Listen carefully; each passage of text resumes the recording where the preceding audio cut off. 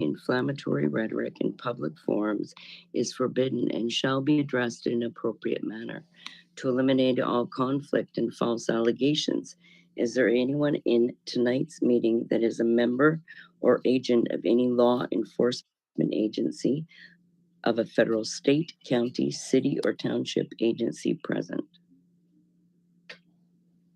This is also for notary, poll workers, school board members, anyone who has signed an oath to the de facto government. Please raise your hand, say your name, and state your position. Look, it looks like we're all clear. One last time. This meeting is private, bearing false witness, misrepresentation. Posting inflammatory rhetoric in public forums is forbidden and shall be addressed in an appropriate manner. To eliminate all conflict and false allegations, is there anyone in attendance at tonight's meeting that is a member or agent of any law enforcement agency of a federal, state, county, city, township, or agency present? This is also for notary, poll workers, school board members, anyone who has signed an oath to the de facto government. Please raise your hand and state your name and state your position. Cool, we're all clear. We have no de facto government on board. So take it away, Glenn. Okay, well, so I understand people had some questions. I suppose we might as well start off with those. What are the questions that people had? Well, I wanted to know about the foreclosure and how you've come across anything in the mailbox, replies from any of the de facto government. What? How? If I get something in the mail? Yeah, from your foreclosure case where they're trying to get your land. That's all been dealt with now, because there's a lady on the chat right here tonight that is just experienced the same situation, and she's looked it up online, and it's kind of gone into the crickets because she's done some excellent paperwork that's kind of put a halt to all of that. So I just wanted to know what your replies have been. Well, they're trying to dismiss it right now. I filed a with anything with the courts is there's a thing called the law of the case, and so with the courts, if there's any place you're going to get your rights violated, it'll be in the so-called courts, and so. If you it'll, especially in the lower courts, okay, the courts of appeals have a duty to maintain the case law, and so in the lower courts anything can happen, and it's called the law of the case, and if you don't appeal it or set it up for appeal, then you've agreed to it. And so I think I've set up the appeal. But there was a document, they went and issued a 20-page findings and conclusions, and I filed a notice of objection, which is basically my final document that I can file into the case. And the way it works, I've actually had cases where I appealed, and well, usually they dismiss it in the past. Before it ever gets anywhere, because I don't want to pay the filing fee. And so now that I've figured out how to get around that problem, and that's what I'm doing right now is I've got around that problem. So they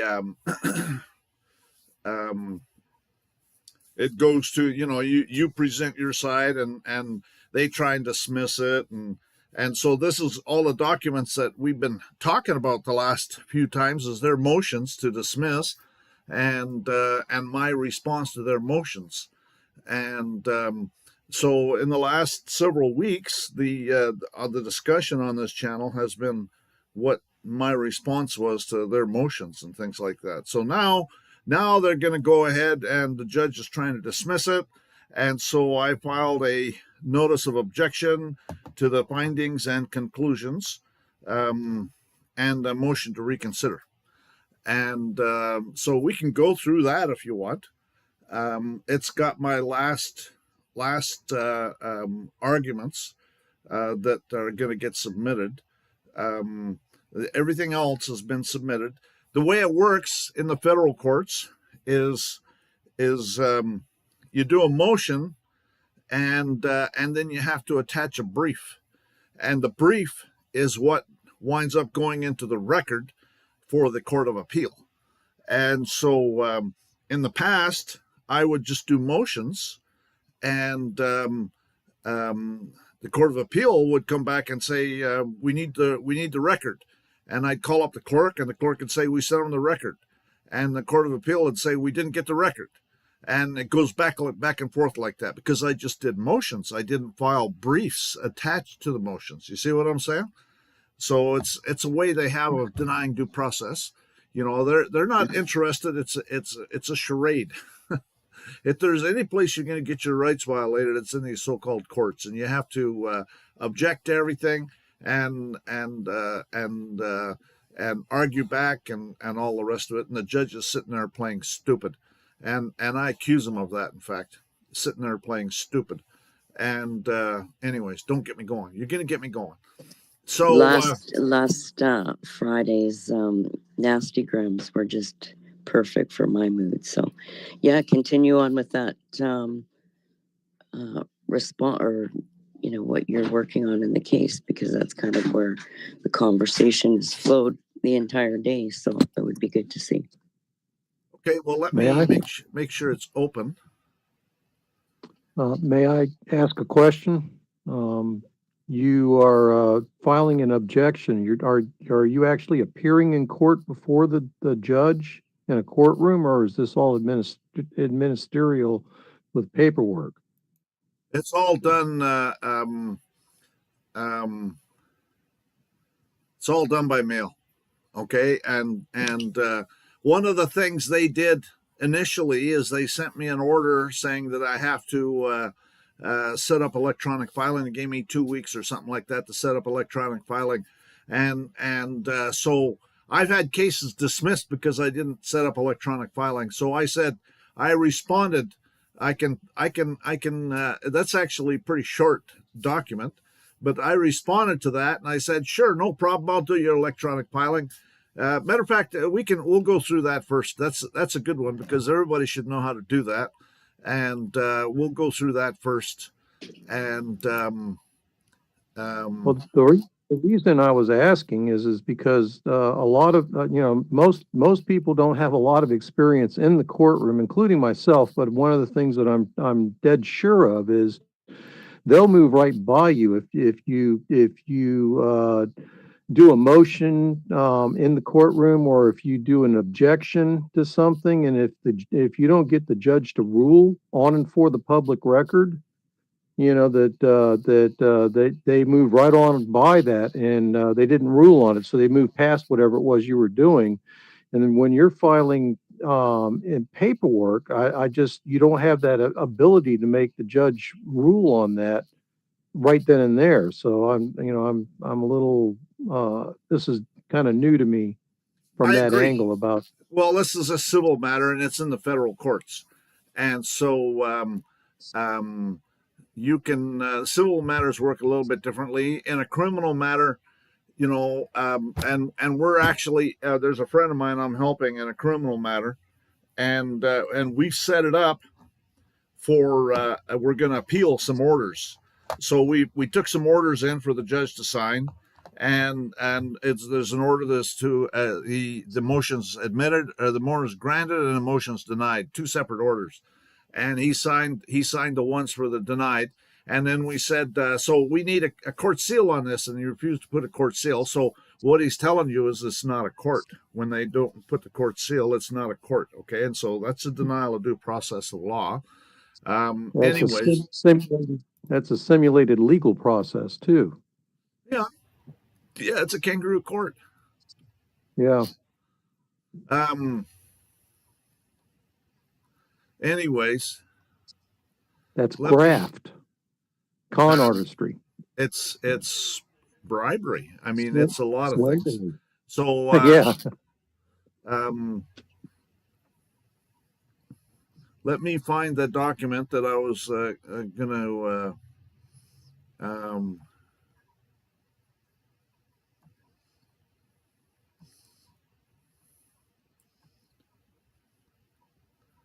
let me see here. So what I've learned a bunch of stuff this time. Um, I've been in the courts dozens of times, but they never tell you anything. And actually, the judge was actually helpful. He was babysitting me to some extent. Um, um, but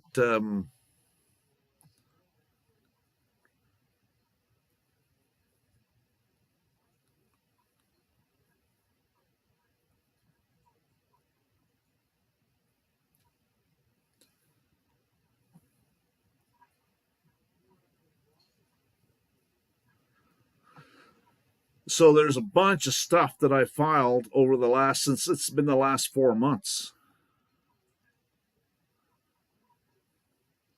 And I'm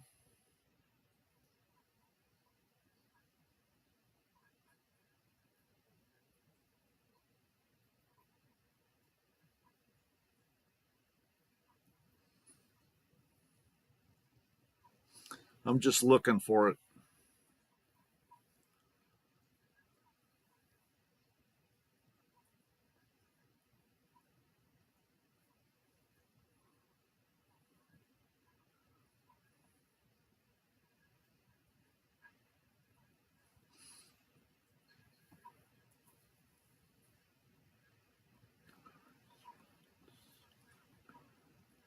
Right.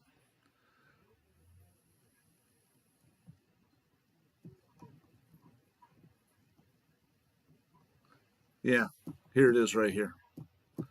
Okay, I'll share it so everybody will get to see it.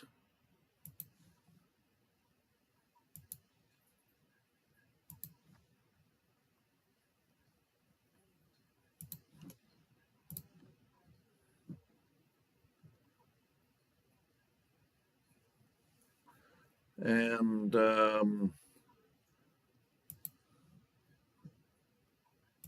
I have to set up the live stream.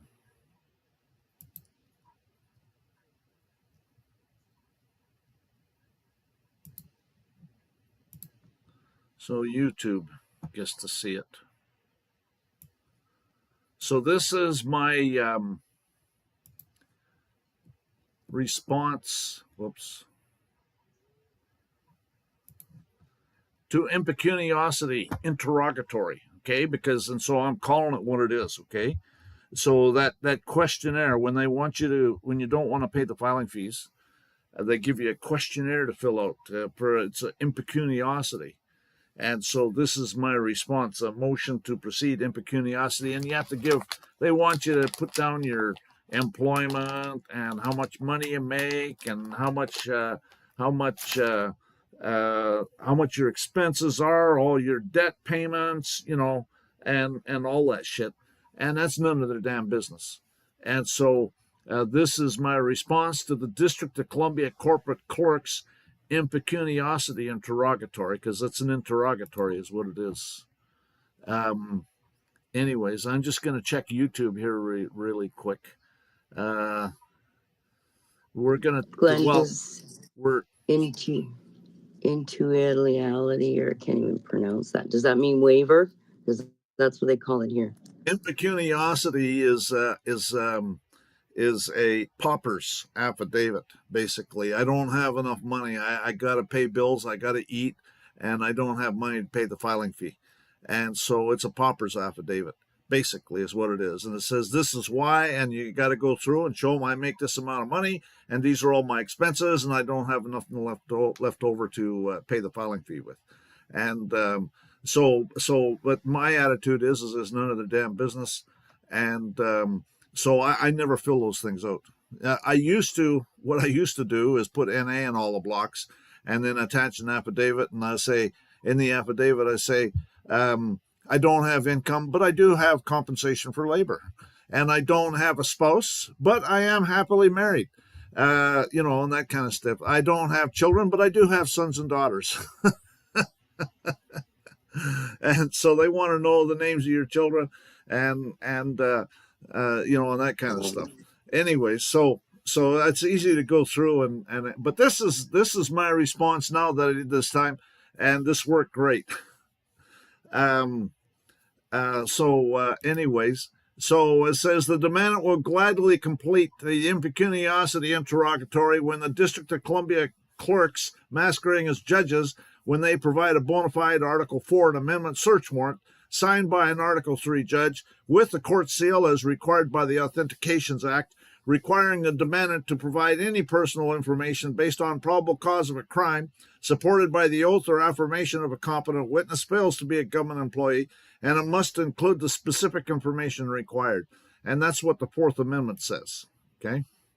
Anyways, in the electronic filing agenda, the demandant will gladly complete the electronic filing requirements of the District of Columbia clerks masquerading as judges when they provide the law that requires the demandant to get or use a Social Security number for their electronic filing in order to get a credit card, and when they provide the law that requires the demandant to get or use a credit card or a debit card or even a bank account for their electronic filing agenda, when they provide the law that requires the demandant to get a government-issued identification papers or plastic as required by their bankster buddies, as required for their District of Columbia electronic filing, and when they tell Yarborough and Simonton, Yarborough is the FBI, Simonton's the U.S. attorney, to arrest and prosecute the bankster thieves for their felonies, when they close the demandant's bank accounts for failure to provide a Social Security number and failure to provide a government-issued identification, and when they provide their authority to convert the demandant's right to justice in this matter into a privilege,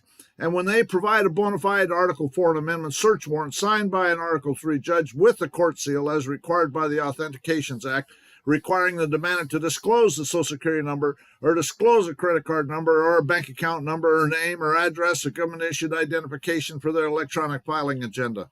The demandant's a man and fails to have a Social Security number, and the banksters require for a credit card or a bank account. The demandant's a man and fails to have a credit card or debit card. The demandant's a man and fails to have a bank account. The demandant's a man and fails to have a government-issued identification card that the banksters require, mostly because the demandant fails to be a government employee. The demandant has filed felony criminal complaints with Chad Yarborough and Leah Simonton and their predecessors against Coinbase, Wells Fargo Bank, Frost Bank, Bank of Texas, Regions Bank, Comerica Bank, Compass Bank, PNC Bank, and TD Bank for their forced KYC, know your customer's Social Security number, government-issued identification requirements after they closed the demandant's accounts, some of which had been in place for many years, for failure to provide a Social Security number, a government-issued identification, and Yarborough and Simonton and their predecessors absolutely refused to do anything about it. The demandant did file a suit against Wells Fargo in this so-called court as case number, and I put the case number down, and the clerks masquerading as judges dismissed it for failure to pay their District of Columbia securities / Federal Reserve notes / IOUs / forced loans / extortion, evidencing their intent to sell their Just Us, justifying the refusal of Yarborough and Simonton and their predecessors to prosecute the felonies. The fact that the officers of this so-called court are demanding their impecuniosity interrogatory and their electronic filing scam is proof they fail to be Article 3 judges, but actually bought and paid for administrative clerks masquerading as judges, thereby disqualifying themselves, giving that the issue in this case are core issues involving life, liberty, or property. And then here's a bunch of court cases that talk about core issues and how it has to be an Article 3 court. The demandant has lots of first-hand knowledge of how the officers of this so-called court intend that these wrongdoers named herein and others engage in the theft of the demandant's land, because they can then justify forcing the demandant to give evidence against himself and force the demandant into their satanic commercial District of Columbia dictatorship. So either way, it's a win-win-win scenario for the Satanist bail priest officers of this District of Columbia so-called court. The demandant has lots of first-hand knowledge of how the officers of this so-called court intend that the wrongdoers named herein and others engage in multiple felonies and enslave the demandant because it brings them so much business. And because they can assault the demandant with their District of Columbia commercial dictatorship, with their fake money and their bankster thieves and an electronic filing scam so they can justify assaulting the demandant with their minor estate at 31 CFR 363.6 Treasury Direct Account and enslave the demandant and steal the demandant's land. The demandant demands that the District of Columbia clerks in this corporate so-called court provide relief against their U.S. citizen wrongdoers named herein. And here's some more court cases that talk about that. By regulating their properties required by Article 4, Section 3, Clause 2, which is the supreme law of the land, anything in the constitutional laws of any state to the contrary notwithstanding. Article 6, Clause 2. But they're acting as accomplices, busy fabricating evidence, assaulting the demandant with their Commerce Clause, Article 1, Section 8, Clause 3, and their electronic filing scam, evidencing their intent to bring the District of Columbia dictatorship outside a maximum of 10 miles square in violation of Article 1, Section 8, Clause 17. It's nothing personal. It's just business, assaulting the demandant with their color of law minor estate, and then the Satanist bail priest can call it a contract. Failure of the bought and paid for clerks masquerading as judges in this District of Columbia so-called court to do their duty to regulate their corporate property, Article 4, Section 3, Clause 2, and failure to vigorously prosecute them for their felonies might result in the demandant resisting their slavery scam with lethal force if necessary by hunting the wrongdoers down and complete a commercial transaction by blowing their fucking brains out, since they want to do a commercial transaction so bad and call it a contract. And if the wrongdoers kill the demandant when he resists their slavery with lethal force if necessary, the satanic bail priest officers of the so-called court get to pillage all the fake money in the minor estate treasury direct account for themselves and their thieving bankster handlers under the Hague Convention concerning the International Administration of Estates of Deceased Persons, concluded 2nd of October 1973, which is what they've intended from the beginning, as evidenced by the minor estate treasury direct account, 31 CFR 363.6, which is a dead thing, which means it is a win-win-win scenario for the officers of the so-called court and their bankster handlers, which evidences their refusal to prosecute the 78 felonies because it has nothing to do with the law, which these Satanist bail priests have nothing but contempt for, but it's political, and they're giving aid and comfort to the enemy in a time of war. When the demandant turns up dead, this document will stand as the demandant's deathbed testimony. The demandant's a cantankerous hole part and has lots of aches and pains, and the sooner he's out of this fucking hole, the better. With thieves everywhere, especially in the fake government and government employees that perjure their oaths at the drop of a hat, and the bought and paid for clerks masquerading as judges in this so-called court, and the demandant's conscience is clear and he's ready to meet his maker. So go ahead, make my day. We're all here before this universe was created, and we'll all be here when it goes away, and before God, angels, and anyone who reads this as a witness, the demandant shakes the dust of the earth, mop his feet against these wrongdoers named herein, and the officers of this District of Columbia so-called court, and we'll all be talking about this before the judgment seat of the true God on Judgment Day. Signed and sealed in red ink under penalty of perjury, 28 U.S.C. 1746-1, 30th day of September, 2024. There you go. That's what I sent them. Hey, Glenn, has No. anybody ever told you that you have a way with words? Well, you know, some You people have have. their brains. Oh my God. It's good stuff, man. Yeah, well, you know, this is actually last week we went through some of my nastygrams that I sent, and so this is a lot of the stuff found in the nastygrams. And sometimes what I do is I'll take, you know, weeks or months even massaging these documents and get them to the point that I like them. But I have to be very careful not to threaten anybody, and so I basically do everything but. You see what I'm saying? And everybody has the right to resist an unlawful arrest with lethal force if necessary. So this is going to the blowing their brains, let's say, as a commercial transaction. Well, they want to do the commercial transaction, so I'll help them out. That's one thing I put in my nastygrams, you know. And you use that in your reply to Google when they shut your Google account down, no? Or your YouTube, and it was put back up right away. No, I didn't actually use that with Google. I just told them that they're engaged in multiple felonies, and I'm going to sue their butt off, and all their board of directors are personally liable in their private capacity. And I've been to the Supreme Court 5 times, so don't think I don't know what to do. And you're next. And that's when my YouTube channel got put back up. I never made any statements like that with Google. But anyways, yeah. So I kind of get going, and so this is, I filed this into the court, and it was like crickets. Never heard another word about it.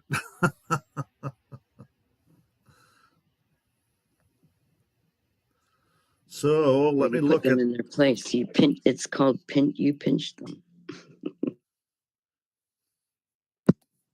Sounds like they didn't want to do your brand of commerce. Yeah, well, it's not over, and maybe I'll have to do a commercial transaction. You know, who knows? I guess we'll see.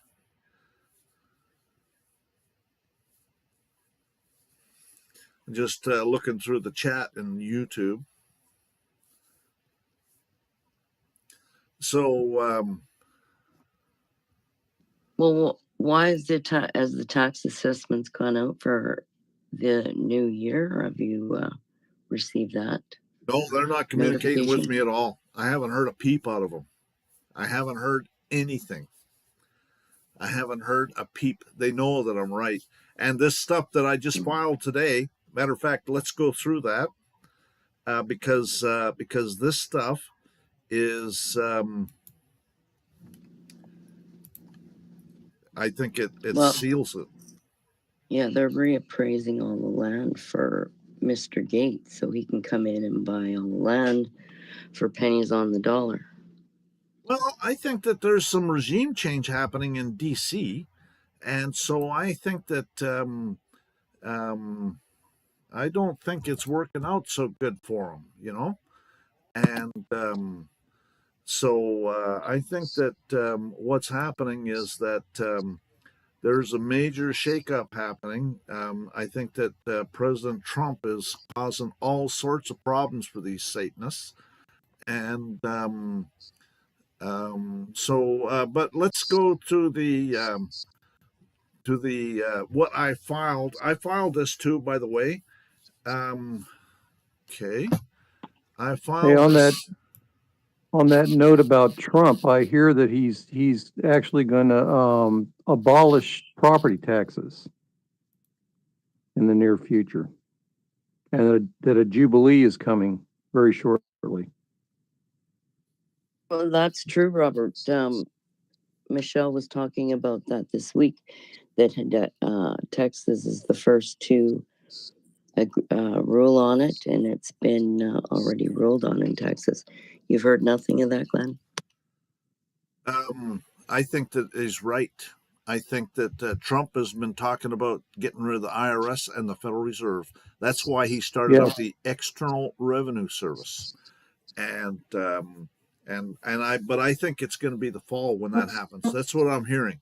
I'm hearing the fall, and because the reason in the fall is because the fall is when the fiscal year ends in end of September, 1st of October, the fiscal year ends, and so what I'm hearing is going to happen is they're going to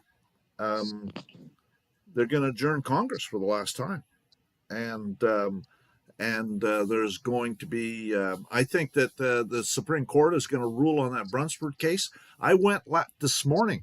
I went and saw Loy Brunson at a meeting here in the DFW area, and there was a bunch of people there, and it was a pretty good meeting. And so Loy Brunson is one of the Brunson brothers that's brought that case to the Supreme Court, and that case is still it's still open for the courts to rule on.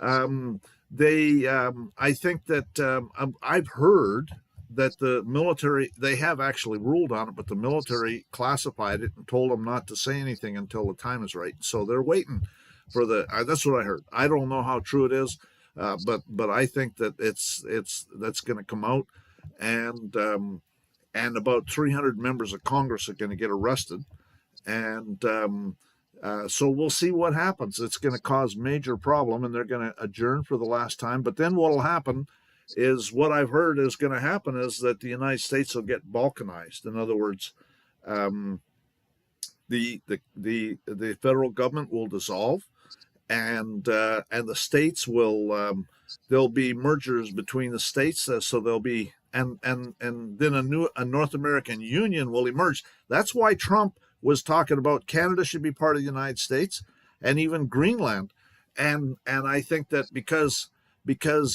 what's going to happen is that matter of fact, I wouldn't be surprised to see us invade Cuba, okay? Because the Cubans were involved in the election theft, and I'll bet you that we invade Cuba. I'll bet you we do that here pretty soon. Anyways, they got to get proof of the election interference, and Cuba was heavily involved in it. So was Venezuela. I don't know. I mean, there's a lot of stuff that can happen really fast, and so this is so it's all got to happen before the fall too. Anyways, so how it's going to play out, I have no idea. But this is all rumors at this point. I have no proof, no evidence. It's just rumors, and so, but that's what I'm hearing is that we're going to get balkanized, and then a North American Union will emerge, and it will consist of 13 states. One will be Canada, one will be Mexico, and the other 11 will be what's left of the 50 states. So there'll be consolidations and all sorts of stuff going on. And plus, there's going to be earth changes. People aren't taking that into account yet, but I'm thinking those earth changes are going to start happening here pretty quick too. The Scallion talked about that. He said that back in the 90s, he said that this would happen, and he said that there'd be a North American Union would emerge, and there'd be 13 states. One will be Canada, one will be Mexico, and the other 11's what's left of the 50 states. So how that all plays out, I mean, it'll take a few years for the North American Union to emerge. So the fact that the United States breaks up, that can happen easily between, sometime at the end of the year. But and then the earthquakes and all that stuff it might take a few years for that stuff to complete itself. Anyways, so we'll see. I mean, we're kind of a captive audience to see how it plays out. But so that's my opinion, and this is stuff that's I actually got Scallion's future map, and it shows California being a chain of islands, and Phoenix being a seaport, Denver being a seaport, and a new seaport in Nebraska. And so that means that like Utah will be 90% gone, all of Nevada will be gone, half of Arizona, California will be 150 islands, a bunch of Oregon will be gone, a bunch of Washington State will be gone, so how about Florida? What about Florida? Florida will be smaller. Okay, the ocean levels are supposed to rise by 200 to 300 feet, which will put most of Florida underwater, and there'll be tsunamis, some big ass tsunamis that'll hit the East Coast. Are you familiar with the Azores?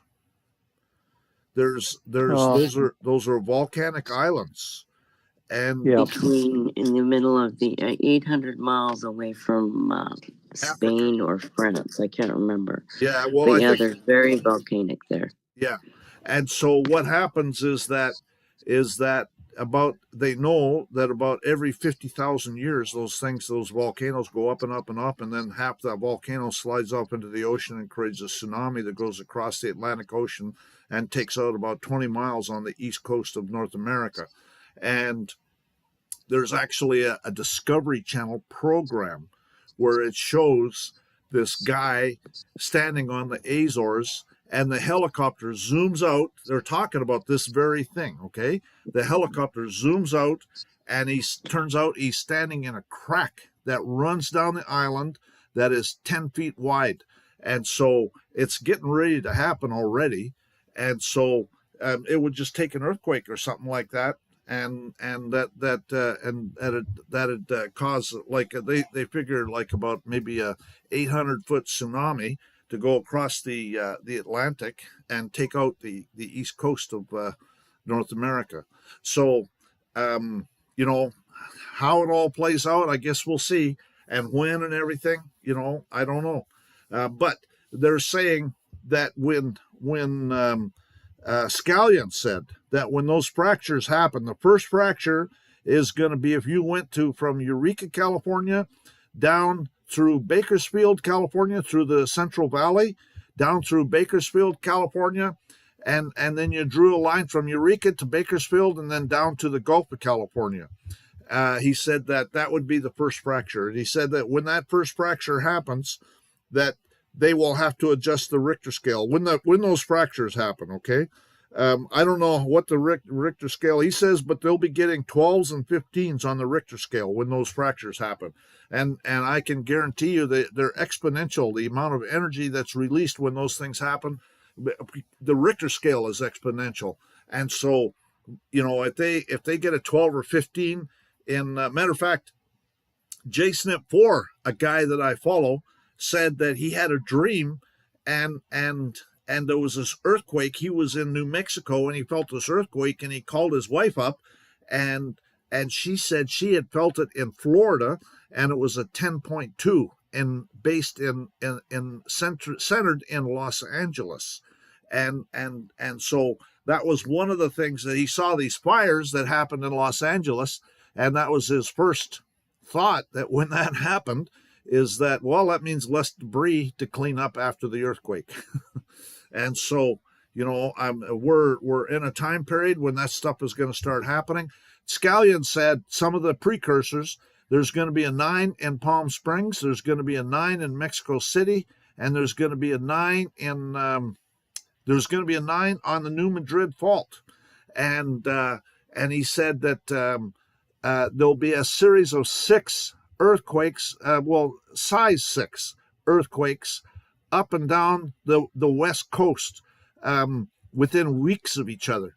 And so those are all things I've been watching for, and I haven't seen any of that stuff happen. But I can tell you that he said that when that fracture is getting ready to happen, the first fracture, he said you'll get earthquake swarming in Bakersfield, and which so far it's not happening yet. You are getting some little earthquakes there. Earthquake swarming is when you get hundreds of little 2s and 3s, and but I can tell you that they're getting earthquake swarming up in Eureka, California, and they're getting earthquake swarming on the Gulf of California, on the Mexico side of the border.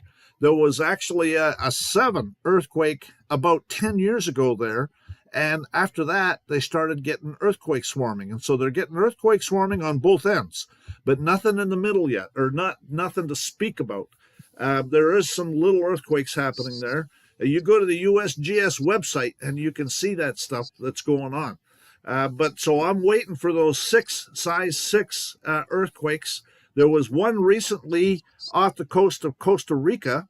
That's the only one that I can think of that was a 6 recently. But nothing within weeks. And so they'll be within weeks of each other. And it'll be a series of earthquakes off the coast, or not necessarily off the coast. It could be on the coast. It'll be, on the West Coast, basically 6s, 6.0. So I have an app on my phone that's an earthquake app. And so I've got it alerted to let me know when there's an earthquake 6 or bigger.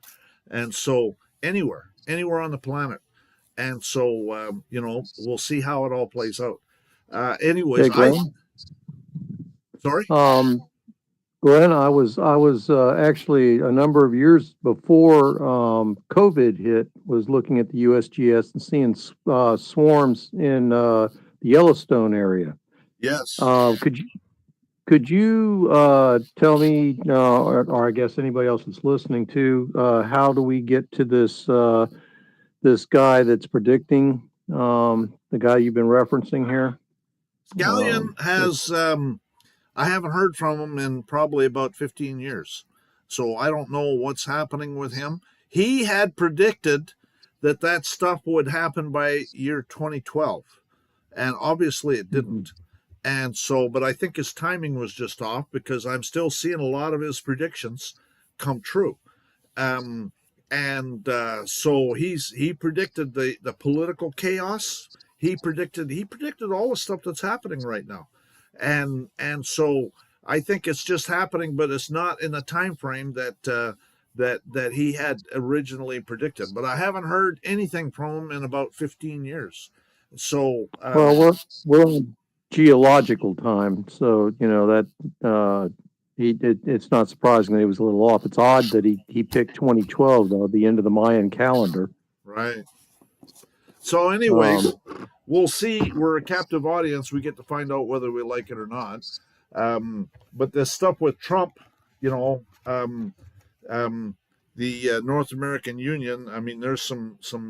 I think that it's Trump is already talking about. He wants United States should have Greenland, and the United States should have Canada, and and he's already like Mexico.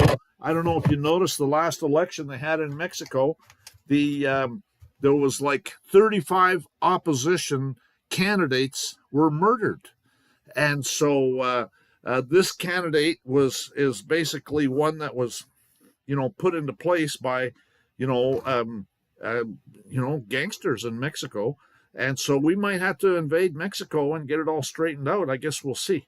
Um, I can tell you that if we decide to do something like that, it won't take long.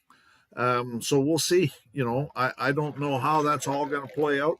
But at any rate, the when the ocean levels rise, there's going to be, like, if you remember that some of the highest points in the Rocky Mountains are west of Denver, and if Denver becomes a seaport, then that the elevation in those mountains is going to have to go down.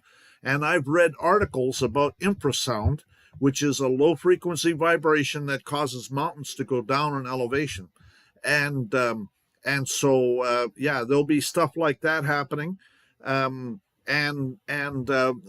According to, if you look at Scallion's future map, the Panama will be underwater. So will Costa Rica, it'll basically there'll be no connection between North and South America. Anyways, so there's going to be a lot of stuff going on. The Great Lakes will become a giant inland sea. There'll be a saltwater channel between down the Mississippi River Valley, roughly from Lake Michigan down south to basically New Orleans. Louisiana will be underwater. Most of Louisiana. Matter of fact, I think all of Louisiana goes underwater, and most of Arkansas. And so and then what'll happen is that eastern part of the United States will be a large island. Anyways, so that whole Great Plains area there between the Rockies and the Appalachians used to be ocean during the age of the dinosaurs. So what they're saying is what Scallion said is when they're getting sixes, they're getting sixes on the West Coast, they'll be getting, well, no, if they get eights, I should say, on the West Coast, they'll be getting sixes on the East Coast.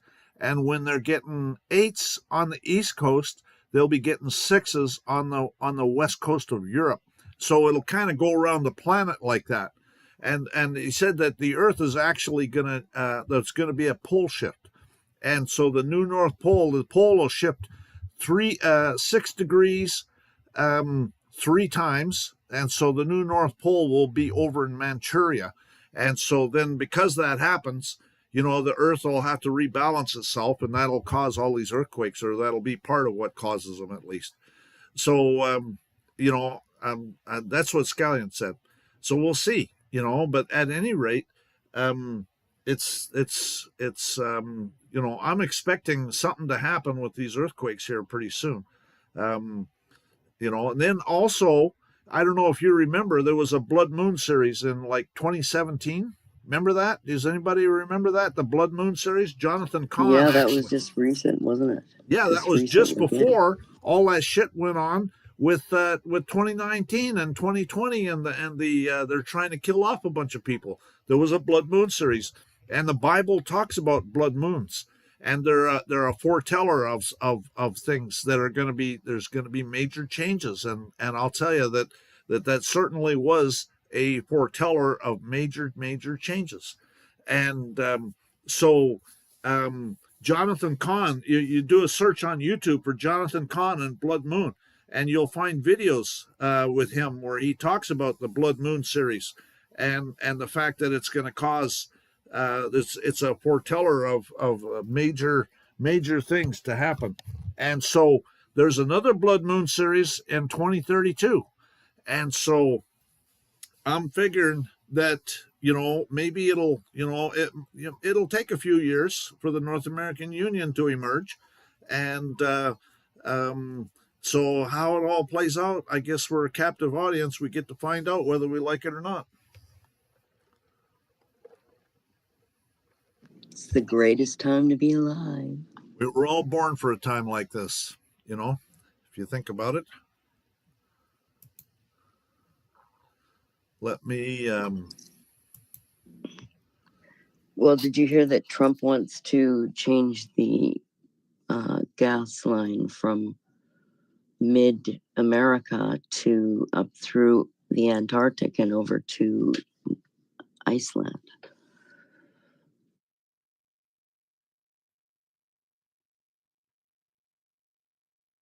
run that by me once more. Trump wants to change the pipeline that Biden axed, right, from Midwest to now going through the Inuit, up through the Antarctic and over to Iceland, Greenland. Through Greenland. That's not the Antarctic. That's the Arctic. Did you say Antarctic? You have to go through. Yeah, you have to go through the Inuit to get to the Antarctic, and then to cross the Barents Sea to get to Greenland, right?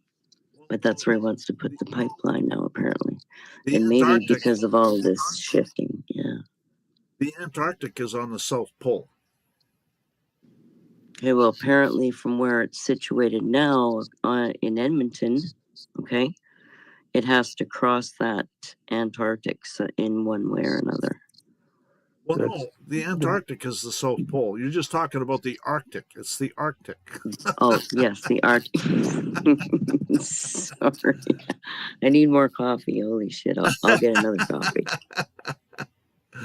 Yeah, so say what you mean and mean what you say. That's very interesting.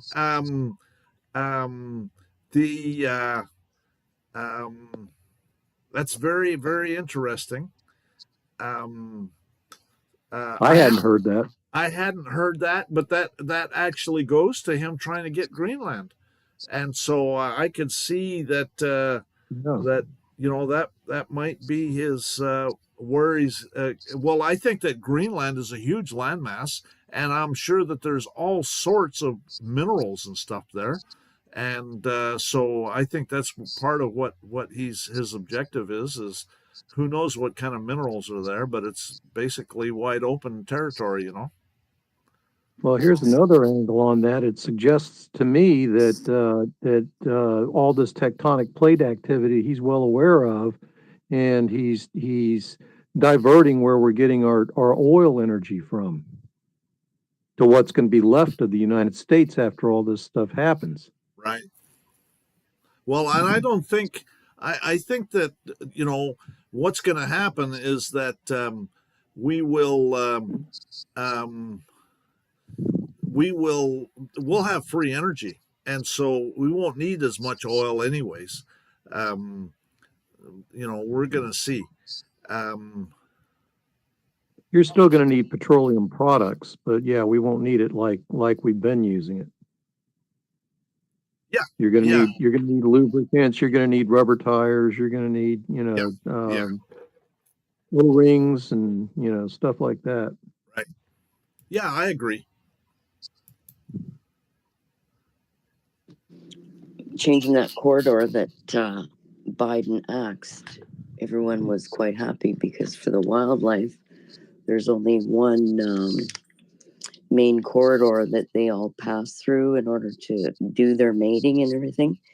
And what they were planning on Biden was planning on doing, and of course our last pack of zeros, were going to cut that corridor off for the wildlife. So it was it was considered a win when Biden did that. But what Trump plans to do, or if this is actually comes into actual tuition, that would be great for the wildlife, because that corridor would be left alone and they would be free to do as they need to do.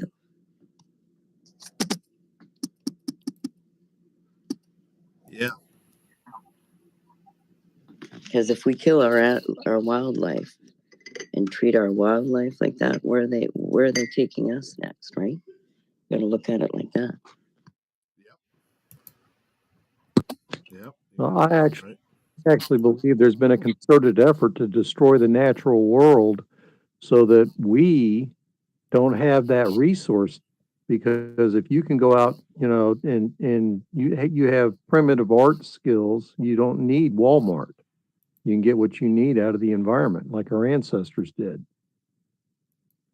But if you don't have the environment to do that, or the population is overwhelming what little bit of the natural environment is still there, then you won't be able to do that. So you'll be eating their lab grown meat and their bug burgers and living in their smart cities if the elites have their way. If Mother Nature waxes, that's going to reduce down the natural environment available to us as well. If you're, all that Midwest area that grows all the wheat and everything, if that all goes underwater again, that's the breadbasket of much of the world. Amber waves of grain.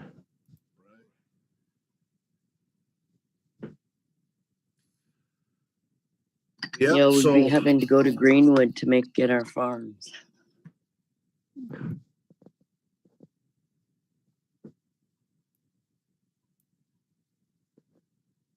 Well, we've gone off on a pleasant tangent here.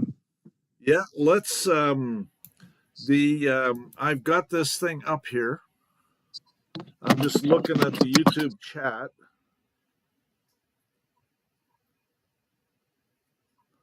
Nothing on there that's of interest. Anyway, so let's go through this document. This is a notice of objection to the magistrate's findings and conclusions and recommendation and motion to reconsider. So it's a one pager because the brief is what goes to the Court of Appeals. And so because it's 25 pages, the brief is 25 pages. You have to have a table of contents and a list of authorities. And if it's more than 10 pages under their rules, you have to have a table of contents and a list of authorities. And so so this is the table of contents, and here's the list of authorities. And they're supposed to be organized in alphabetical order. And it has basically the page numbers that it's found on. So the actual brief starts at page 5. Anyways, so it's actually 25 pages plus 4 is 29. It goes to page 29. And then there's some attachments. Anyways, so comes now demandants noticing the courts of objections to the magistrate judge's findings, conclusions, and recommendations, and moving the court to reconsider. And an officer of the court who acts in violation of the Constitution ceases to represent the government. Officers of the court have no immunity when violating a constitutional right, for they're deemed to know the law. No state legislator or executive or judicial officer can war against the Constitution without violating his undertaking to support it. And Buyer's fake judgment. The defendant filed this action as a collateral attack because of Buyer's fake judgment. that fails to have a court seal on it as required by the Authentications Act. That means it's not a court order. Therefore, it fails to be a court and is evidence that Byers was acting in a private capacity only on hire for her bar member buddies under color of law, a true copy of which is attached here too in the appendix at pages 48 through 50. And they say that in the rules that you're supposed to, these are all local rules, but I've noticed that other districts have similar rules. Anyways, the appendix has it has all of the documents, and they're sequentially numbered in the bottom right hand corner, and so then I tell what pages to find this order. Anyways, all of which is incorporated herein by reference in its entirety. Byers 97th District Court of Texas might have had jurisdiction, but lost subject matter jurisdiction through denials of due process of law. Though a court's jurisdiction, though existent at the beginning of a proceeding, may be lost in the course of the proceeding by deprivation of constitutional rights, and thereafter the court no longer has jurisdiction to proceed. And a judgment rendered in violation of due process is void in the rendering state and not entitled to full faith and credit elsewhere. Due process requires that the defendant may be given adequate notice of the suit and be subject to the personal jurisdiction of the court. Byers' fake court clerk, Robin Woods, refused the defendant's filings as evidenced by the unclaimed return certified mail, which contained a challenge to jurisdiction, as evidenced by the image of the unclaimed envelope, the challenge to jurisdiction certificate of service, and the website, true copies of which are attached here too in the appendix at pages 51 through 71, all of which is incorporated herein by reference in its entirety. Byers held a Star Chamber so-called court with her forced bar member counsel, as evidenced by the letter from Byers' buddy Jonathan Eleasy, a true copy of which is attached here too at page 73, all of which is incorporated herein by reference in its entirety, and the fact that Byers forced the defendant to pay for it, a true copy of Byers' fake order with no court seal on it as required by the Authentications Act, 1 Stat 122, which is attached here too at page 74, all of which is incorporated herein by reference in its entirety. Robin Woods failed to provide the demandant with a copy of any judgments or orders in an effort to deny the demandant his right to appeal. It appears the fake court clerk, Robin Woods, sent an unsigned document with no court seal entitled Notice of Court Order peddling their documents, a true copy of which is attached in the appendix at page 72, all of which is incorporated herein by reference in its entirety, and the demandant was expecting a copy of any judgment and thought it failed to affect him. Therefore, Woods operating to deny the demandant his right to appeal in support of her targetedjustice.com website. All of which is evidence that Byers' so-called court was a non-judicial proceeding working for the legislature under executive authority under her targetedjustice.com website, which means the judgment is a bill of pains and penalties. A bill of pains and penalties. A court can be a court of general jurisdiction for some purposes and a court of limited jurisdiction for other purposes. When, therefore, a court of general jurisdiction proceeds under a special statute, it becomes a court of limited jurisdiction for the purpose of such proceeding. And that's found in 21 Corpus Juris Secundum, Court Section 2.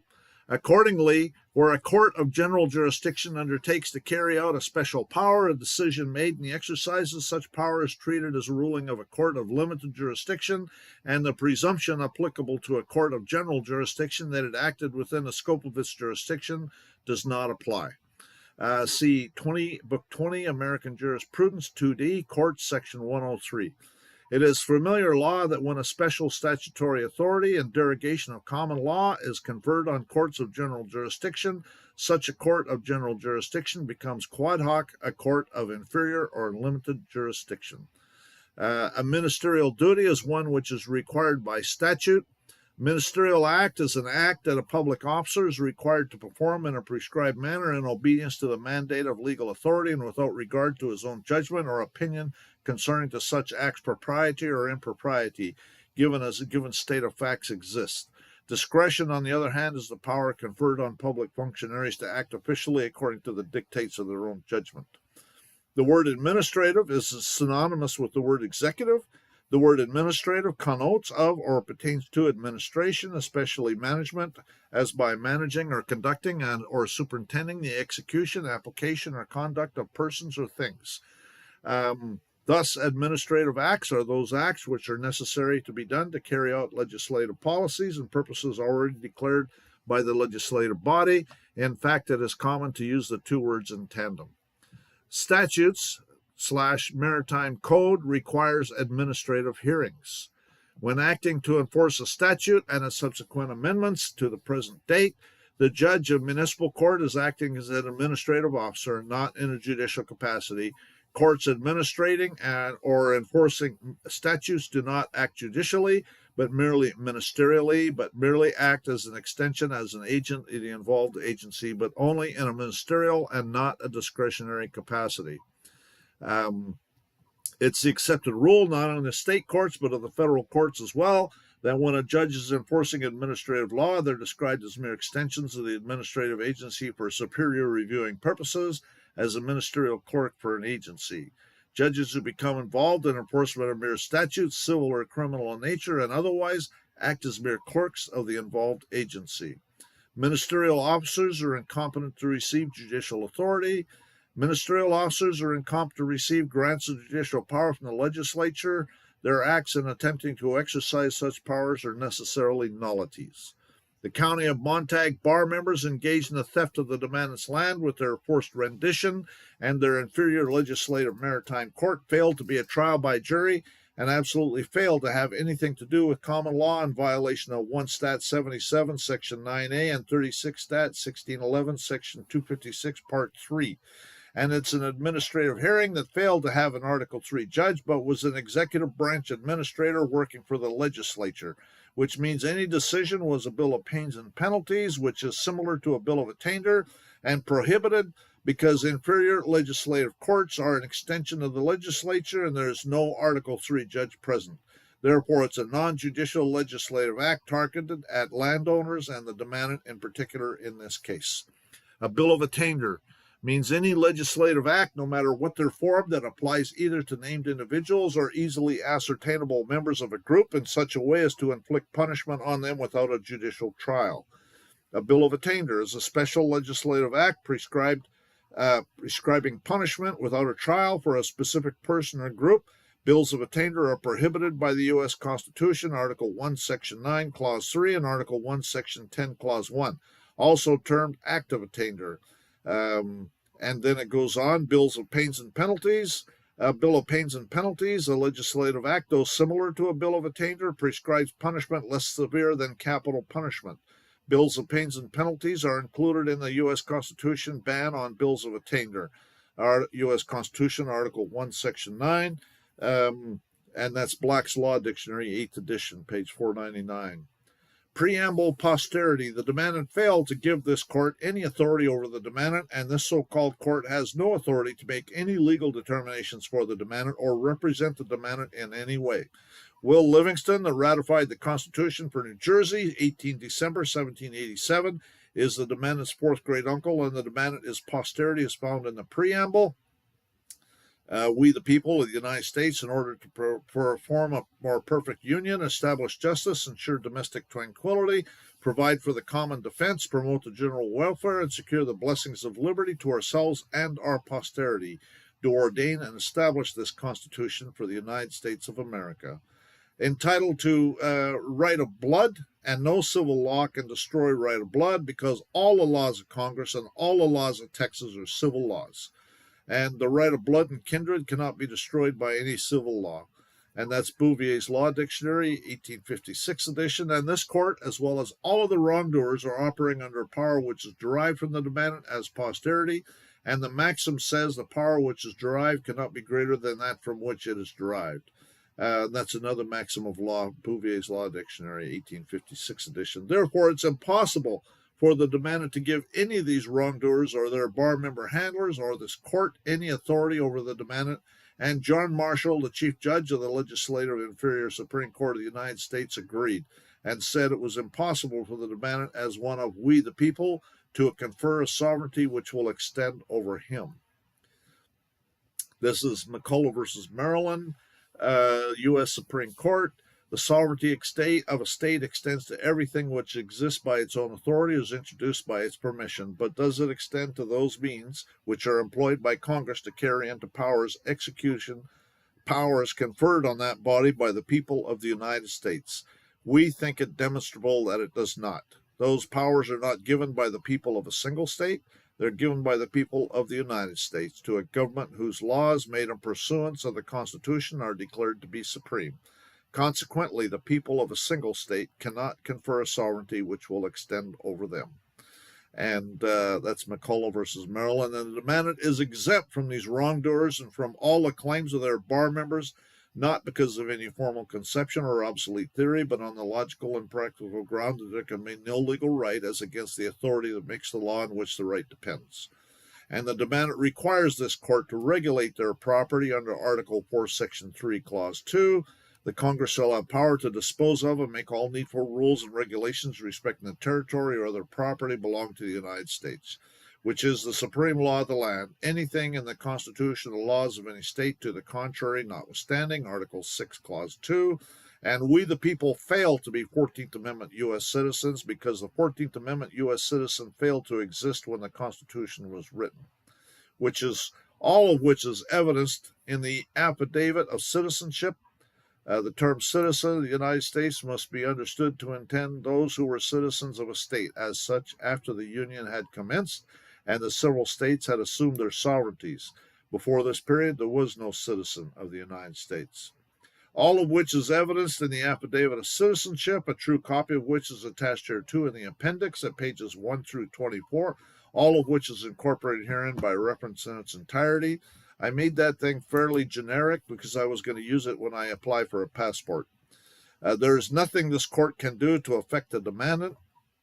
State citizens are the only ones living under free government whose rights are incapable of impairment by legislation or judicial decision.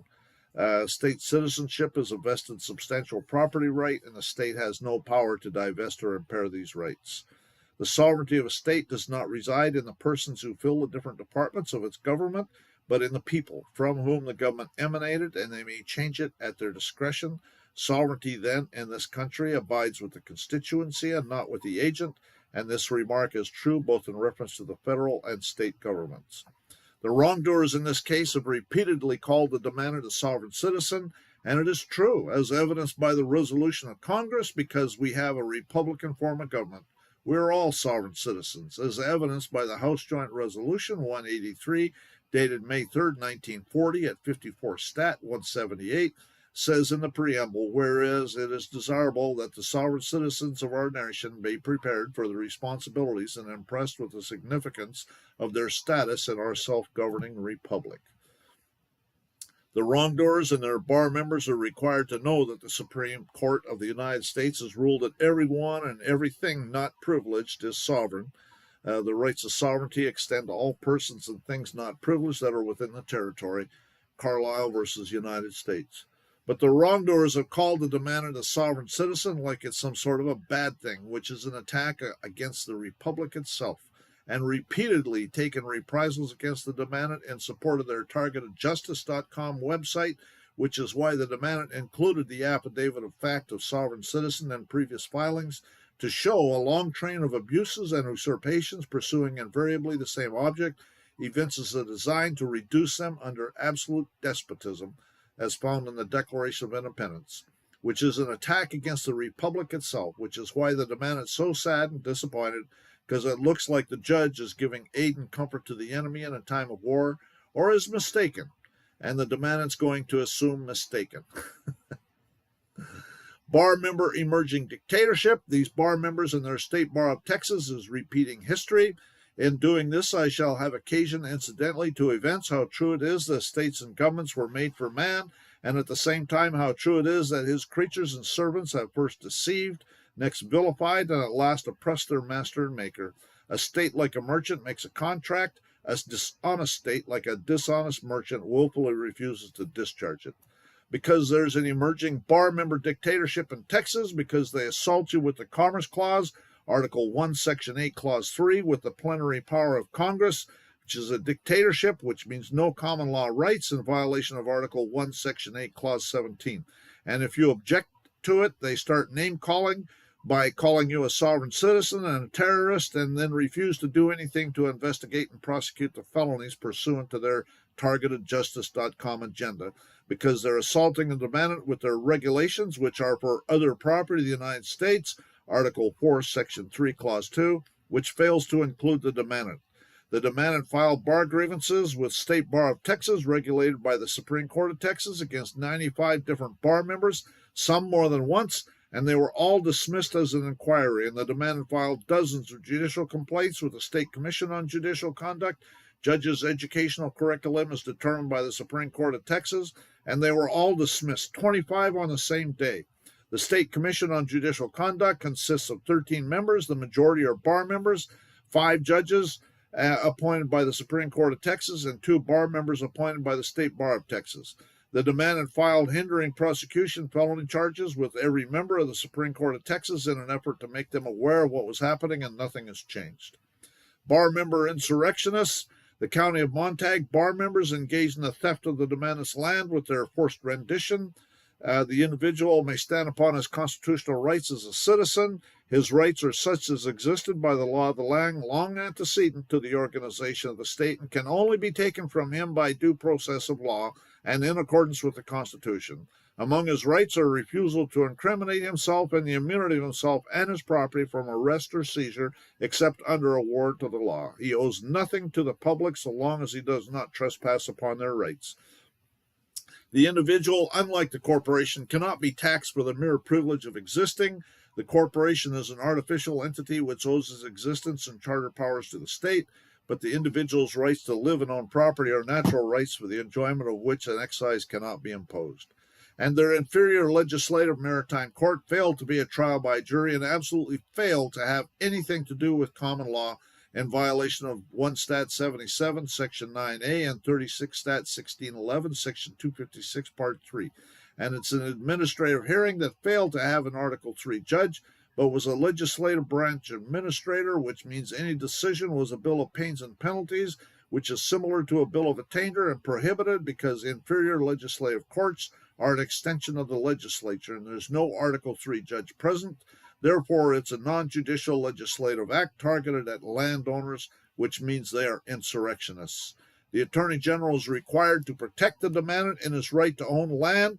It is true at common law the duty of the Attorney General is to represent the king, he being the embodiment of the state, but under the democratic form of government now prevailing, the people are king, so the Attorney General's duties are to that sovereign rather than to the machinery of government. But instead, Paxton is busy misappropriating public funds to defend those responsible for the theft.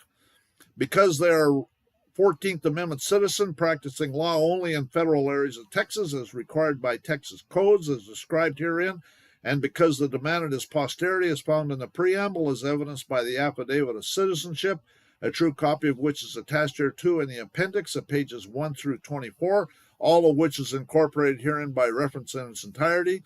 Therefore, they have engaged in insurrection and rebellion against the United States.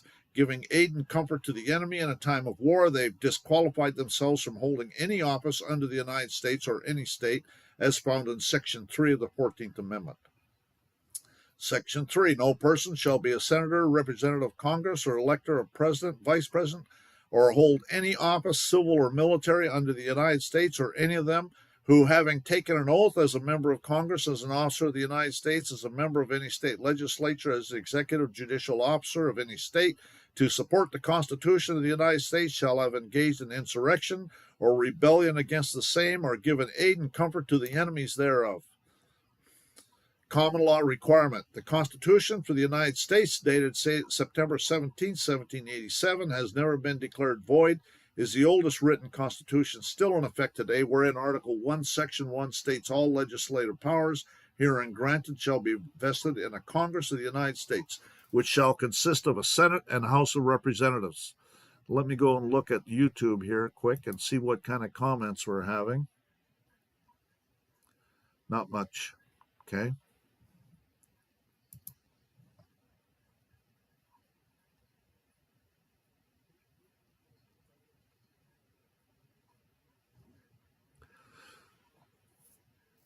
Article 1, Section 8, Clause 9, it states that Congress shall have power to constitute tribunals inferior to the Supreme Court.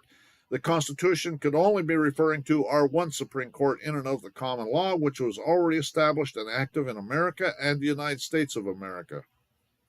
It is clear that the Constitution is now setting up another set of courts called legislative courts, and they refer to them as inferior courts, meaning inferior to the already existing common law courts.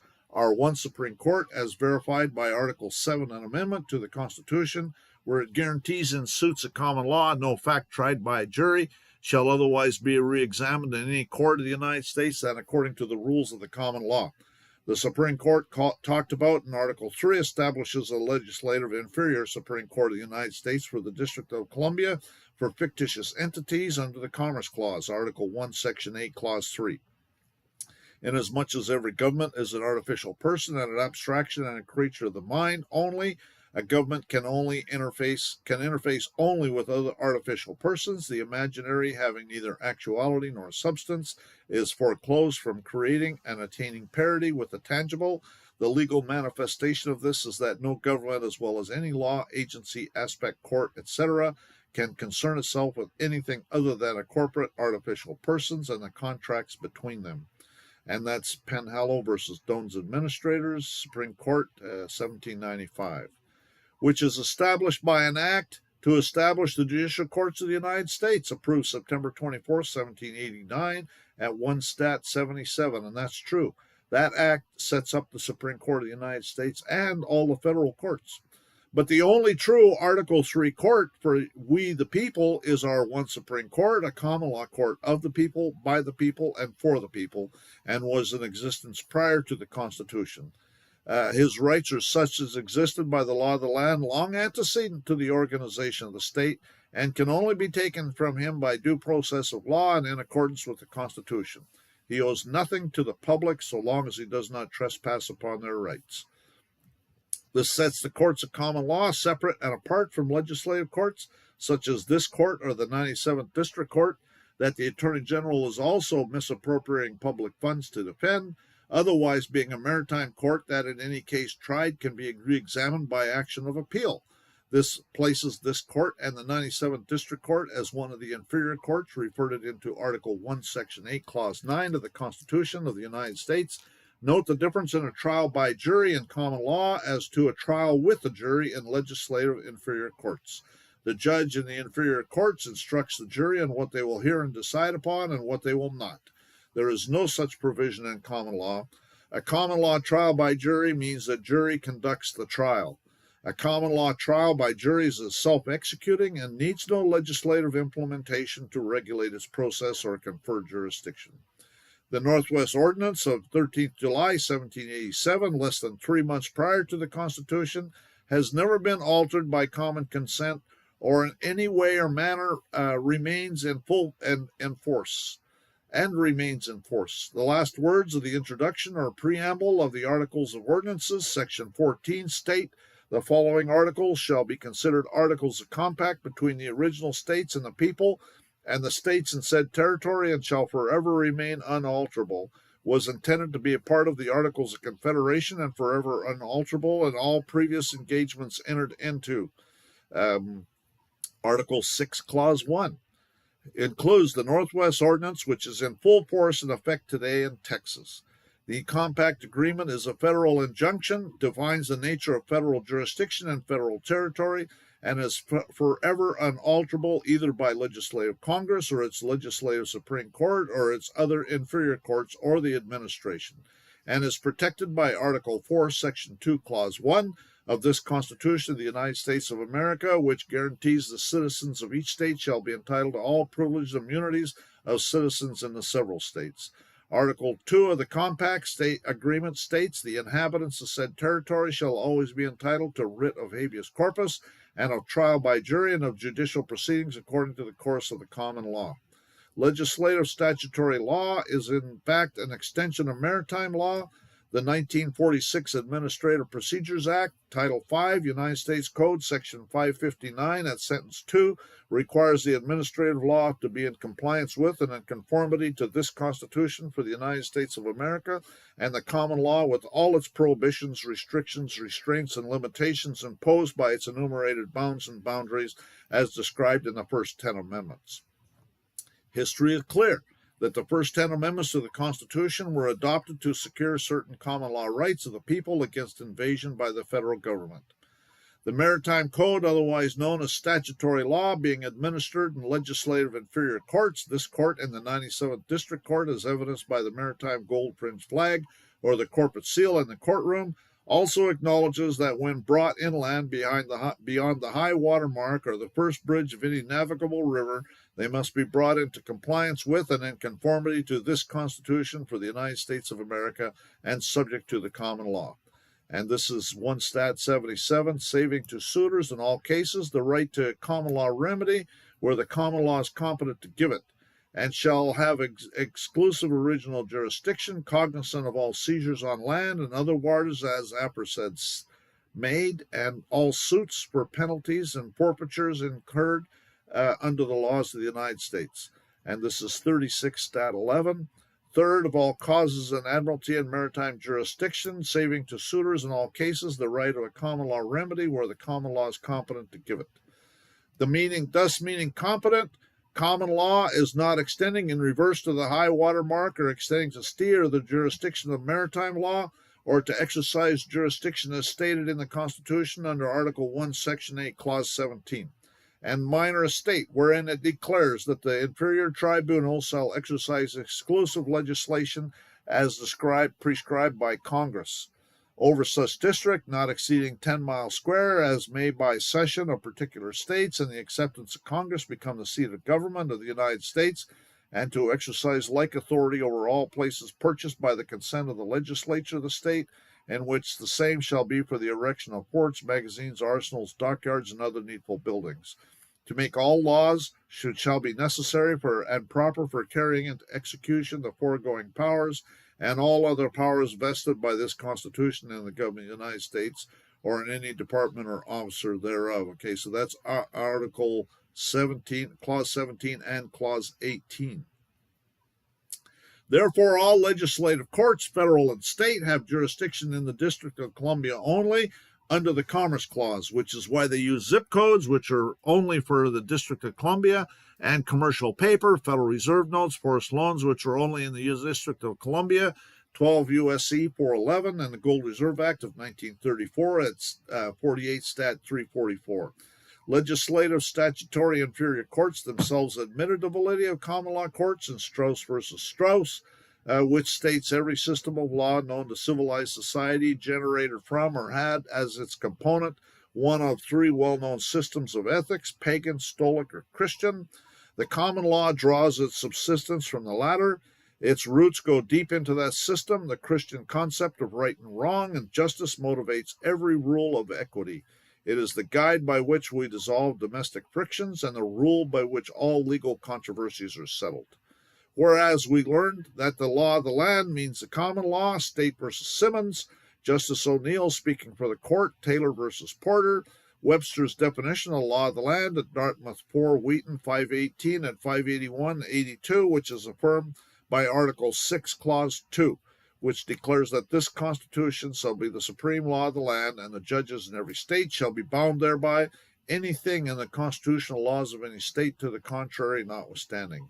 And Wiley versus Collins acknowledged the common law from the Holy Bible from which it came, which is the foundation of common law, is our God-given constitutionally secured rights. The 97th Congress declared the Holy Bible to be the Word of God by joint resolution, Public Law 97-280, 96 Stat 1211. The legislative inferior court, this legislative inferior court, fails to be an Article 3 court. The United States District Court is not a true United States court established under the Constitution, Article 3, to administer the judicial power of the United States, but was created by virtue of the sovereign congressional faculty granted under Article 4, Section 3, of making all needful rules and regulations respecting the territory belonging to the United States. That's U.S. Supreme Court Balzac versus People of Puerto Rico. This court is required to provide to the demandant a Republican form of government, Article 4, Section 4 of this Constitution for the United States of America, and as one of we the people, the demandant is a state in this union because we the people are the state and have immunity against the county of Montague under Article 11 and Amendment. The government is but an agency of the state being the sovereign people. No state legislator or executive or judicial officer can war against the Constitution without violating his undertaking to support it. The constitutional theory is that we, the people, are the sovereigns, the state and federal officials only are agents. A state does not owe its origin to the government of the United States in the highest or any of its branches. It was in existence before it. It derives its authority from the same pure and sacred source as itself, the voluntary and deliberate choice of the people. And a Republican form of government fails to include the District of Columbia Commerce Clause under Article 1, Section 8, Clause 3, because of Article 1, Section 8, Clause 17, to exercise exclusive legislation in all cases whatsoever over such district not exceeding 10 miles square. So an act of Congress precipitated this. Federal question, your code of law for the District of Columbia, 28 U.S.C. 1331, federal question, applies because taxation of land originated with an act of Congress under chapter, 45, 50? Yeah, 45, approved August 5th, 1861 at 12 Stat 292, providing for a corporate tax on the state of Texas, in this case by apportionment. Okay, so tax assessors and collectors is Section 9 at 12 Stat 296. They're required to execute a bond at Section 10 at 12 Stat 296. They have an oath of office at Section 11 at 12 Stat 297. The Secretary of the Treasury to provide regulations at Section 12 at 12 Stat 297. Direct tax on lands and lots of ground at Section 13 at 12 Stat 297. A Board of Assessors at Section 25 at 12 Stat 300. And tax liens at Section 33 at 12 Stat 303. Every collector shall be exercise or be guilty of any extortion or oppression under color of this act shall be liable, Section 43 at 12 Stat 307, and a penalty for taking false oath, perjury of oath at Section 47 at 12 Stat 308. And there shall be allowed in full compensation of their services a commission. They get a royalty at Section 48 at 12 Stat 308. And all regulations are for other property of the United States, Article 4, Section 3, Clause 2. And if anyone thinks the demandant is subject to any regulations, a slave, all they need to know is name a date, time, and location, and the demandant will come armed, and we can settle it for once and for all. Texas Code is Commerce Clause. The Texas Tax Code only applies in federal areas of Texas under the Commerce Clause, Article 1, Section 8, Clause 3. This is Texas Tax Code 151.004 in this state. In this state means within the exterior limits of Texas and includes all territory within these limits ceded to or owned by the United States. Because the word includes is limiting. So that means in this state is only all territory in these limits ceded to or owned by the United States. Montello Stalt versus Utah, U.S. Supreme Court, include or any participial form thereof is defined to comprise within, to hold, to contain, enclose, comprise, comprehend, embrace, involve. Include, to confine within, to hold as an enclosure, to take in, to attain, shut up, contain, enclose, comprise, comprehend, embrace, involve. And that's Premier Products Company versus Cameron. And as quoted by Black's Law Dictionary, 6th edition, page 763, which means that when they use the phrase in this state in any of their codes, it is only talking about territory ceded to or owned by the United States. And all legislative inferior municipal fake court judges are 14th Amendment U.S. citizens and practice law only in federal areas of Texas, because it is in this state. And this is Texas Government Code, Section 30.0006. Municipal Court of Record is provided over by one or more municipal judges. A municipal judge must be a resident of this state, a citizen of the United States, a licensed attorney in good standing, and have 2 or more years of experience in the practice of law in this state. An assistant prosecuting attorney is licensed to practice law only in federal areas of Texas because it is in this state. Texas Government Code Section 41.103. An assistant prosecuting attorney must be licensed to practice law in this state. All judges practice law only in federal areas of Texas because it is in this state. To qualify for appointment as an associate judge under this chapter, a person must be a resident of the state and of the counties the person shall serve and be licensed to practice law in this state. That's Texas Government Code Section 54A.003. All bar members are allowed to practice law only in federal areas of Texas because it is in this state.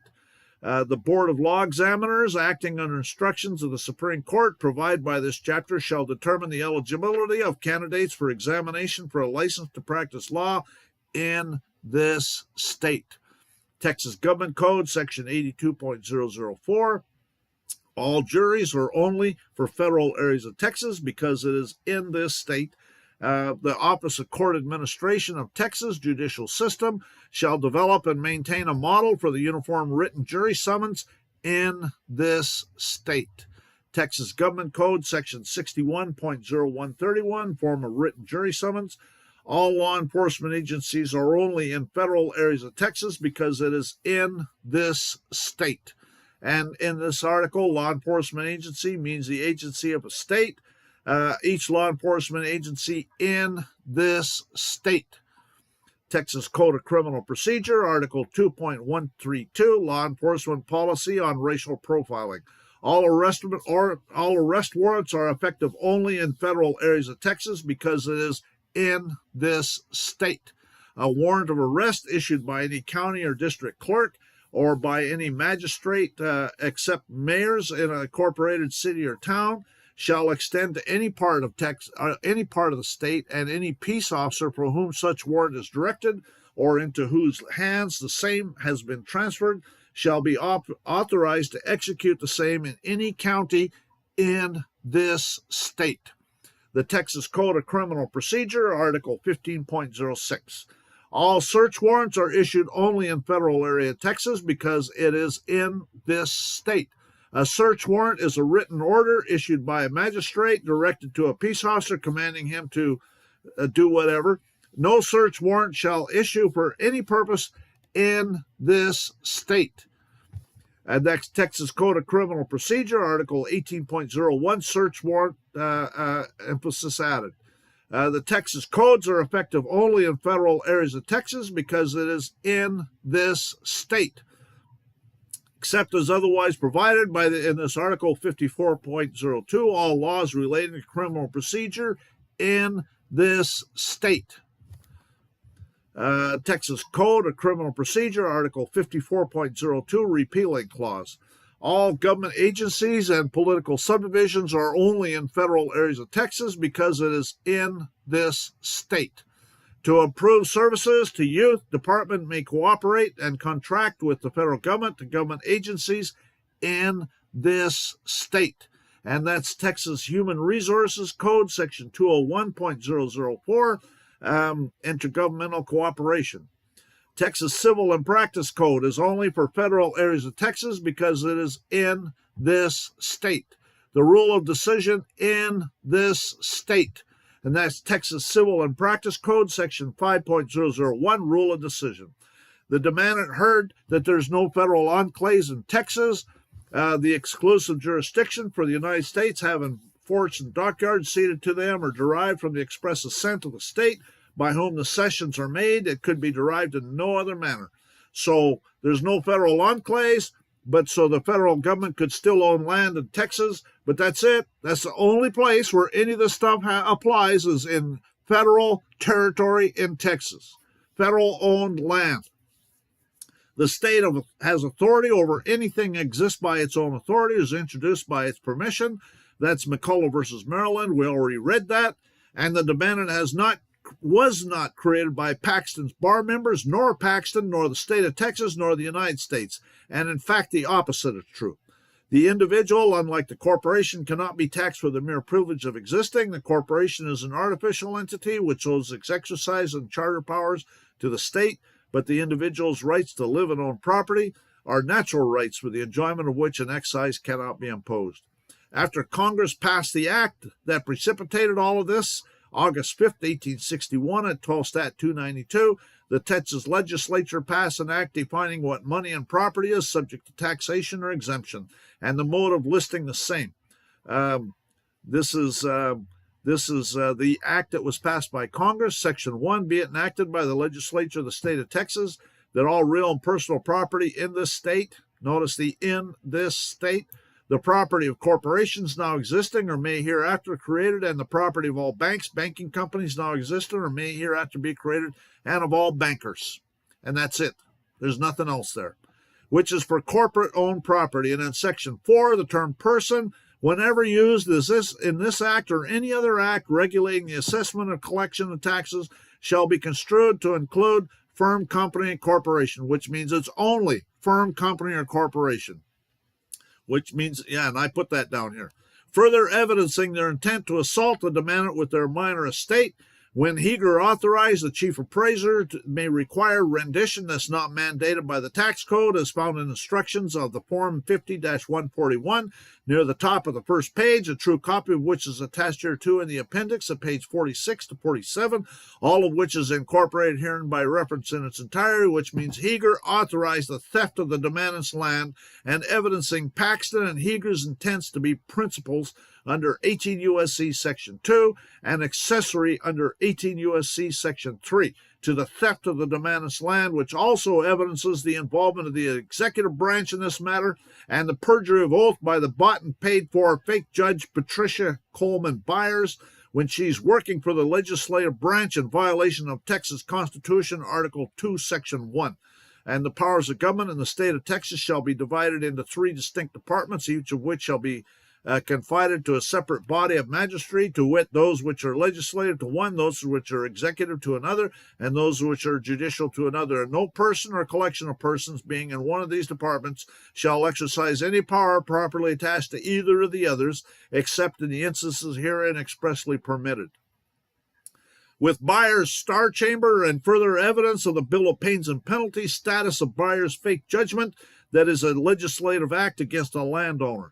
The demandant has lots of first-hand knowledge of how much Paxton and his bar member attorney buddies love to perjure their oaths to support the supreme law of the land, all of which is evidenced in the fact that they're assaulting the demandant with their minor estate as an entity, as described in 31 CFR 363.6, because an entity includes the estate of a living person, such as an incompetent or a minor. An entity means any owner of a Treasury direct account that's not an individual. Entity is a sole proprietorship, partnership, corporation, limited liability company, or a professional limited liability company, trust, the estate of a decedent, or the estate of a living person, such as an incompetent or a minor. And a minor can be anyone who's attained the age of 18 years but has not yet taken control of the securities in the Treasury direct account. Minor means an individual under the age of 18 years. The term minor is also used to refer to an individual who has attained the age of 18 years but has not yet taken control of the securities contained in his or her minor account. To use the Commerce Clause, Article 1, Section 8, Clause 3, to bring the District of Columbia plenary dictatorship, plenary jurisdiction, the court's full and absolute power of the subject matter and the parties in the case. Plenary is full, complete, and tower. That's Black's 8th and 9th editions. Plenary power. Complete power over a particular area with no limitations. This term is often used to describe the commerce power of Congress. Under the Commerce Clause, Article 1, Section 8, Clause 3, Congress is granted full power over interstate commerce. The court has found that states are not able to pass laws affecting interstate commerce without the permission of Congress. And that's Legal Information Institute, which is Cornell Law School, which means no common law rights outside a maximum of 10 miles square. In other words, Congress has exclusive legislative jurisdiction over citizens of Washington District of Columbia, and through their plenary power nationally covers those citizens, even when in one of the several states, as though the district expands for the purpose of regulating its citizens wherever they go throughout the states of the Union. And that's U.S. Supreme Court, National Mutual Insurance Company of the District of Columbia versus Tidewater Transfer Company, 1948. In violation of Article 1, Section 8, Clause 17, and use it as justification for the theft of the demandant's land because any administration on the estate of a living person is void. That's Bank of Jonesboro versus Wilson, 1931. This is actually taken from Corpus Juris Secundum. We talked about this on this group. It's absolutely essential to jurisdiction of the administration of a state that the person on whose estate such administration is granted is dead. A living person has no estate subject to probate, and there's no vested right of inheritance in the estate of a living person. Any administration on the estate of a living person is void. And that's Corpus Juris Secundum, Executors Administrators, Section 16, Jurisdictional Requisites, page 713.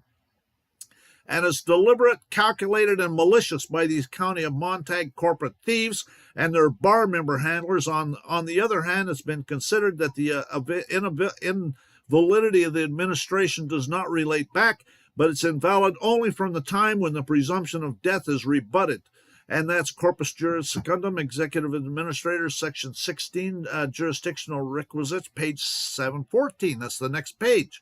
Because the invalidity of the administration does not relate back, that's just a quote, and that's Sly versus Whitley in Georgia, 1930, and the face of the grant deed and bill of exchange shows that it was accepted by the demandant is notarized as a living man on the soil of Texas who fails to be a U.S. citizen / Sestake Trust, a true copy of which is attached here too in the appendix at page 44 and 45, and the notice and demandant served on them on or about 13 June 2022 by registered mail to Catherine Phillips, Clay Riddle, Kim Jones, and Jennifer Pinoglio, explaining the felonies they were engaged in and demanding to see a bona fide contract by which the demandant had agreed to their theft and their involuntary servitude, and they failed to produce a contract or even respond, which is signed on page 37 of the appendix by GlennWinningham, House of Fern, a man, sovereign living soul, holder of the office of the people, Texas national, who fails to be a U.S. citizen, Sestake Trust, inhabitant of the land known as Texas,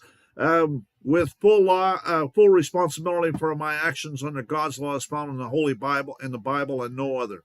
A true copy of which is attached together with proof of service is attached here too in the appendix at page 425 through 43, all of which is incorporated herein by reference in its entirety. The minor estate was created by the Vatican with the Sestake V Act of 1666. Yet still it was found difficult to set bounds to ecclesiastical ingenuity. That's the Roman cult, folks. For when they were driven out of all their former holes, they devised a new method of conveyance by which the lands were granted not to themselves directly, but to nominal fiefs, to the use of the religious houses, thus distinguishing between the possession and the use. Okay, use meaning usufruct, and receiving the actual profits while the season of the land remained in the nominal fief, who was held by the courts of equity, then under the direction of the clergy. How convenient to be bound in conscience to account to the Sestake use for the rents and emoluments of the estate. That's taxes, folks. And it is to these inventions that our practitioners are indebted for the introduction of uses and trusts, the foundation of modern conveyancing. Tomlin's Law Dictionary, 1835 edition, volume 2, under the definition of mort main. Because a use is short for usufruct under Roman law that the 1871 corporation operates under. The minor estate was brought into America with the Code of Law for the District of Columbia, where it says the legal estate to be in the Sestake use, Chapter 56, Section 1617 and 31, Stat 1432. The Supreme Court said that the case between citizens of the district and those of the states were not included in the catalog of controversies over Congress, and Congress could give jurisdiction to the federal courts by virtue of Article 3. And so this is, no Article 3 court allowed. We therefore decline to overrule the opinion of Chief Justice Marshall. We hold that the District of Columbia is not a state within Article 3. In other words, cases between citizens of the district and those of the states are not included in the catalog of controversies over which Congress could give jurisdiction to the federal courts by virtue of Article 3. And that's that same court case that I read before, National Mutual Insurance Company of the District of Columbia versus Tidewater Transfer Company, U.S. Supreme Court, 1948. And because Article 3 courts only may decide cases affecting life, liberty, or property, Justice Thomas concurring, constitutionally conforming agency adjudication, cases involving deprivation or transfers of life, liberty, or property constitute a core of cases that must be resolved by Article 3 courts.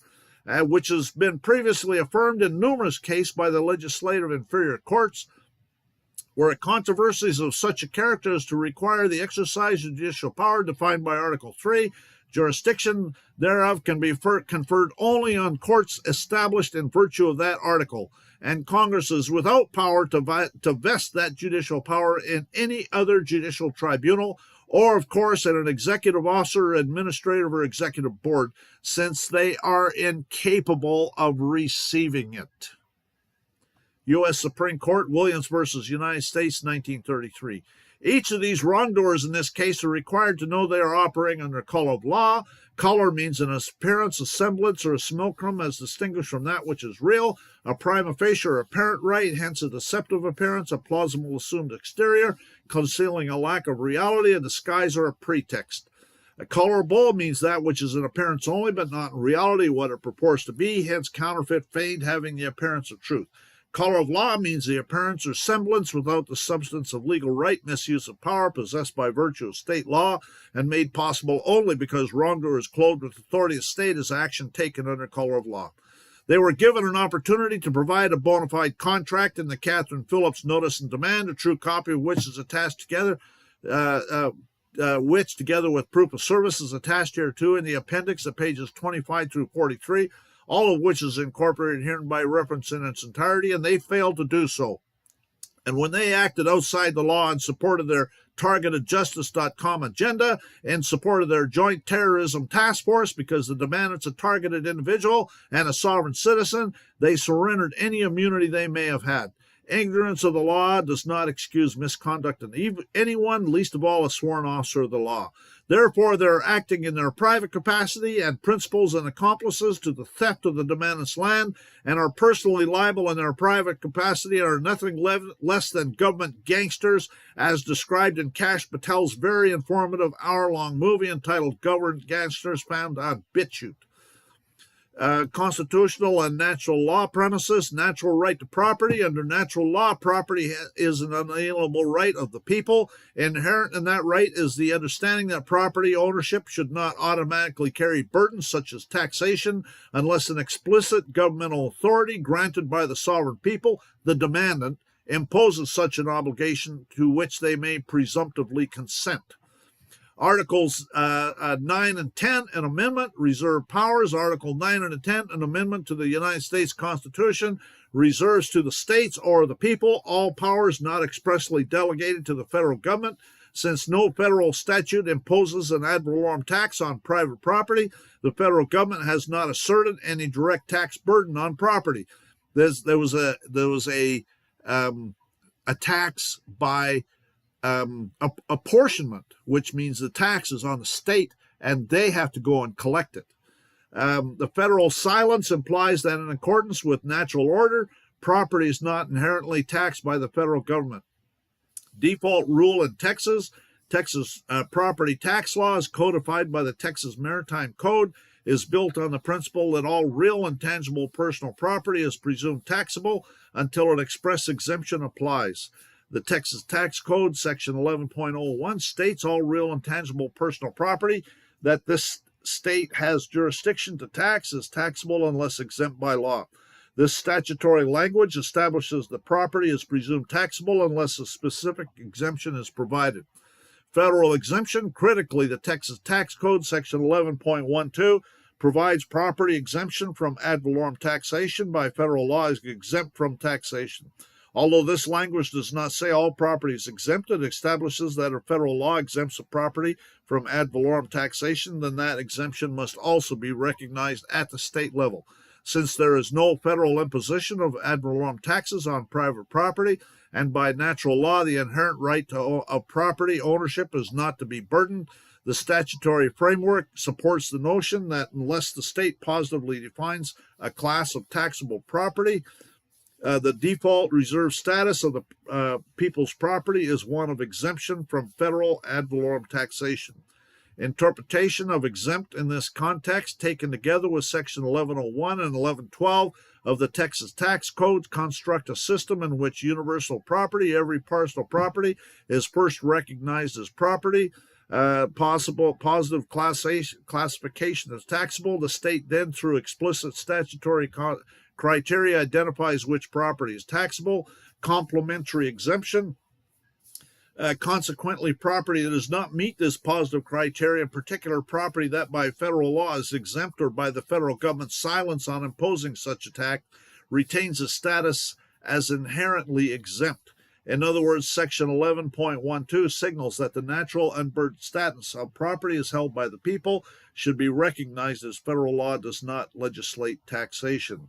Saying it another way, since the federal government does not impose ad valorem taxes on private property and no federal statute mandates such a burden, it follows that from natural law, Articles 5, 9, and 10, an amendment, and the inherent right to own property should remain unburdened at the federal level. Texas recognizes this principle in Section 11.12.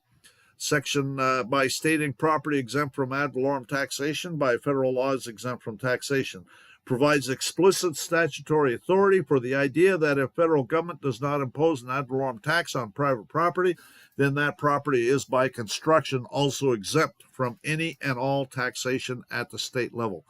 This, by the undifferentiated language of 11.12, property is exempt from taxation. This outcome, though perhaps counterintuitive in a system where the default state position is to assess and lay tax on all property, underscores the argument that the state's imposition of ad valorem tax on private property is a concise, positive exercise of power. In the absence of such a positive act, and in light of the federal government's non-imposition, the natural reserved right of the people to own property free of that burden is affirmed. Logical conclusion, therefore, under natural law and Articles 5, 9, and 10 of an amendment framework combined with the explicit statutory language of the Texas Tax Code, Section 11.12, the default state of private property owned by the people should be construed as exempt from ad valorem taxation by federal law, unless the state expressly and positively classifies and imposes a tax upon it. In this view, the burden of taxation is not inherent in the nature of property itself, but is instead a function of a deliberate statutory choice that departs from the inherent rights reserved to the people. A universal right and reserved powers, the natural law concept, and the Articles 5, 9, and 10 in amendment reserve for the people their inherent right to property free from burdens not explicitly imposed by a constitution or federal mandate. Texas statutory framework, the Texas Tax Code establishes that property is taxable unless exempt, Section 1101A, and yet it specifically recognizes federal exemptions through Section 1112. In inference from federal non-imposition, because no federal law mandates ad valorem taxation on private property, Section 1112 supports the conclusion that such property, by its very nature and under the reserved powers of the people, should be considered exempt from federal ad valorem taxation, thereby reinforcing the idea that the default is not a burden unless positively imposed. Conclusion. Under this construction, the absence of any federal imposition of an ad valorem tax on private property, when combined with the explicit language of Texas Tax Code, provides the strong basis for asserting that property owned by the people is, by its inherent nature, exempt from ad valorem taxation by federal law. Only when the state takes a positive statutory determination to classify property as taxable does that burden attach. This argument is rooted in natural law principles and in particular interpretation of Articles 5, 9, and 10, an amendment to the U.S. Constitution and the Texas Tax Code in practical terms. Courts have consistently upheld state ad valorem taxation as a valid exercise of the state power. However, the reasoning outlined above represents a robust natural law-inspired perspective that emphasizes the primacy of inherent property rights and the reserved powers of the people. It is bolstered by a strict and precise interpretation of both the Constitution of the United States and State of Texas Constitution, federal and state statutes. And so here's 1101, all real property, tangible and personal property the state has jurisdiction is taxable unless exempt by law. And 1112, property exempt from ad valorem taxation by federal law is exempt from taxation. And 1143, to receive an exemption, a person claiming exemption other than an exemption authorized by 1111, 1112, 1114. So it's provided for here, so you don't have to claim the exemption. Summary. The demandant is a sovereign citizen, as agreed by all the wrongdoers, exempt under Article 11 and Amendment. The fake Judge Byers was acting as an executive branch administrator, working for the legislature in her private capacity, making a bill of pains and penalties, undisputed. The demandant is posterity, as found in the preamble, and fails to be a corporation, a minor estate, 14th Amendment citizen, and made them aware of that in the grant deed and bill of exchange, appendix page 45, and Catherine Phillips' notice and demand, demanded to see a bona fide contract, appendix page 25 through 43, undisputed. Wrongdoers failed to provide a bona fide contract or even respond to the Catherine Phillips notice and demand, appendix page 36 and 37, undisputed. The wrongdoers rendered the demandant land by force, undisputed. This court is an executive branch agency working for Congress in Article 4, Section 3, Clause 2, under the demandant's authority, and fails to have authority to make legal determinations for the demandant, undisputed. This court is required to regulate their property, the wrongdoers named herein, under Article 4, Section 3, Clause 2, undisputed. The demandant is entitled to a common law proceeding, undisputed. This court is required to provide a Republican form of government under Article 4, Section 4, undisputed. The administration of any estate is void once they are aware that the demandant is alive and the demandant accepted the grant deed and bill of exchange as a living man, which was witnessed by an officer of the court, appendix page 45. Therefore, they knew from the beginning the demandant was alive, and their administration of any estate is void from the beginning, undisputed. Because there's no federal ad valorem tax on private property, there is a corporate tax only by apportionment on the state of Texas itself. It is exempt under Texas maritime codes. Demandant objects to the findings and conclusions and recommendations and requires that this court do their job, regulate their corporate thugs that fail to include the demandant as required under Article 4, Section 3, Clause 2. And that's the end of that. Now, let's see, it's been 2 hours. It's almost 2 hours we've been going here. So let's go through some of these attachments.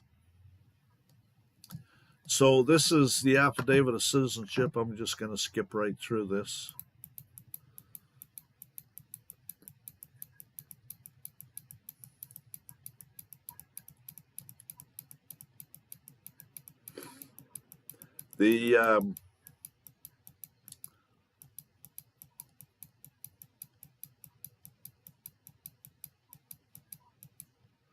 Okay, this is the Catherine Phillips notice and demand that I served on them by registered mail. And the important part, whoops, too far. Right here, the signature. Sovereign living soul, holder of the office of the people, fails to be a U.S. citizen / Sestake trust. And then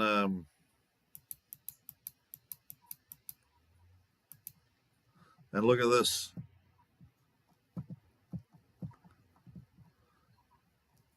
I think that she signed for it. I think that Phillips is a pseudonym. Anyways, Jennifer Finoglio signed for hers.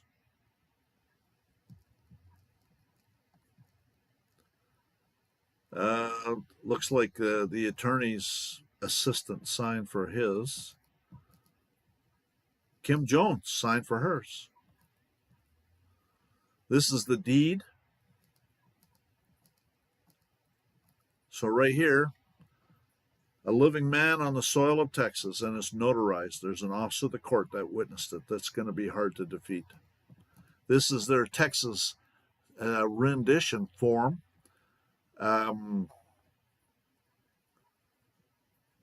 Unless required by the tax code or the chief appraiser of your county appraisal district, rendering such property as optional, the chief appraiser may require rendition that is not mandated by the tax code. So that Texas comptroller is responsible for that. This is the fake judgment that doesn't have any court seal on it.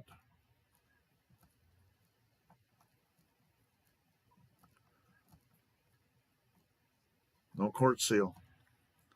This is the jurisdictional challenge that I served on them.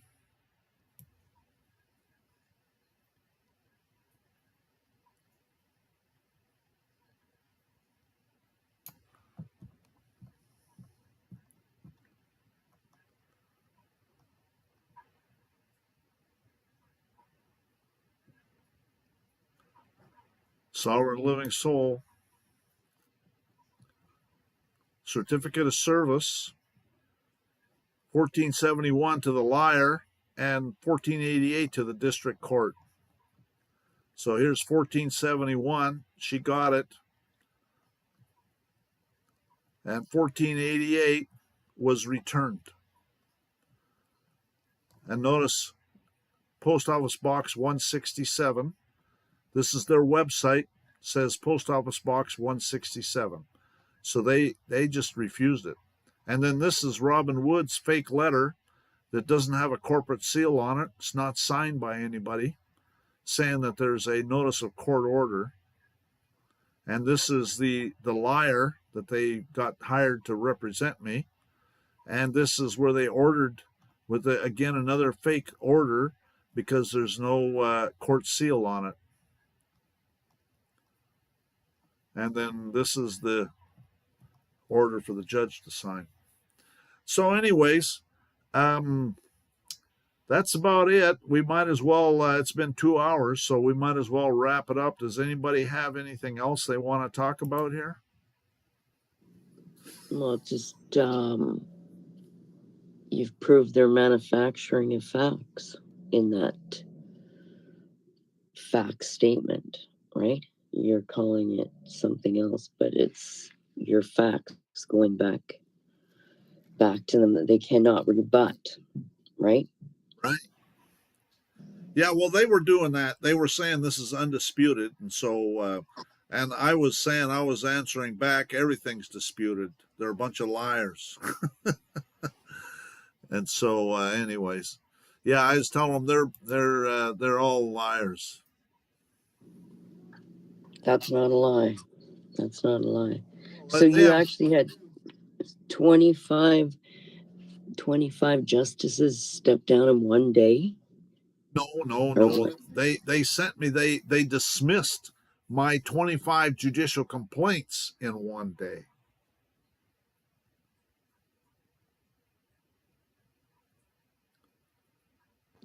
You've only taken 5 justices off the bench then. I'm not sure that I've taken any. Where did you hear that? Well, you said that they've stepped down or they've, No, they haven't. They dismissed my complaints. they dismissed it. That's what it is. Okay, they haven't stepped down. They dismissed my complaints. 5 in one day. That's what it is.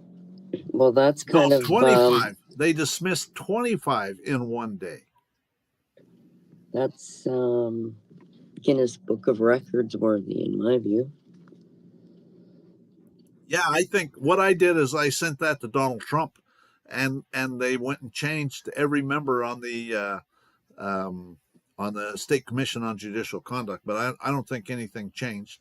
And what they're doing is Texas has got more people in prison than any other state in the union, as a percentage of the population. It's more people in prison than communist China or the Soviet Union as a percentage of the population. And so it's a emerging dictatorship. They assault you with the Commerce Clause and sell you into slavery, and they should get their necks stretched. Don't get me going. You're going to get me going now. Yeah, I'll help you stretch them if you want. Yeah. So yeah, thank you for the couple of hours that you've given us and dropped that, giving us an update on your case. If anybody has any questions, we'll let Glenn have a good weekend and rest up for the night. But so that's probably my last filing in this case before it goes to appeal. I expect that what will happen is the judge O'Connor will respond to mine that I sent, but now this is going to be in the record of the court, and so it's going to go to the Court of Appeal, and so I'll appeal it, and so we'll see what happens. So there's going to be lots of stuff for the record that I'll bring to the Court of Appeals, and then I'll the stuff about the bar. I think that needs to go to the Supreme Court. So we'll see what happens.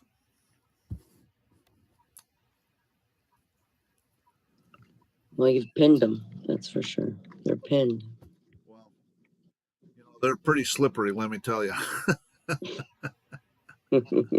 That's an understatement. Don't get me going.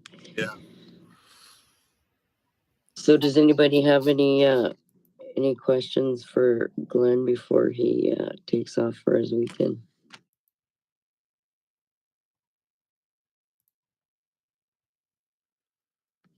All right, there. It looks like you got a clean getaway. So the other day there was a bunch of smart people on here, and I was saying I needed a joke from somebody to tell you, right? I wanted to give you a good joke at the end of the night, and all these smart people could come up with was that their OCD stopped them from remembering anything in their PUID. They were making excuses up the yin yang. So I jumped in and I said, well, good thing you don't have a UTI along with IBS. This other brilliant guy, okay, he's quite smart. He's got tons of intelligent information. He goes, yep. I can't remember any good jokes because my schizophrenia has me arguing with myself all day long. There you go. I'm not crazy. Yeah. Crazy. There you go. So, well, enjoy your weekend. Thank you very much for coming by, Glenn. All right. Well, thank you guys for your interest, and we'll see what happens. This is probably going to go to the Court of Appeals now, and but we'll see what the real judge says. The magistrate judge, actually next time I'm going to object to the magistrate judge just because, this is how they do. They do a recommendations, and you have 2 weeks. You have 14 days to respond, and if you don't respond, then you can't appeal it. And so I want to be able to appeal it. So I'm just going to automatically just object to the fake judge. So what I'll do is I'll send a notice of objection to the fake wannabe judge. So I'm sure they'll love me.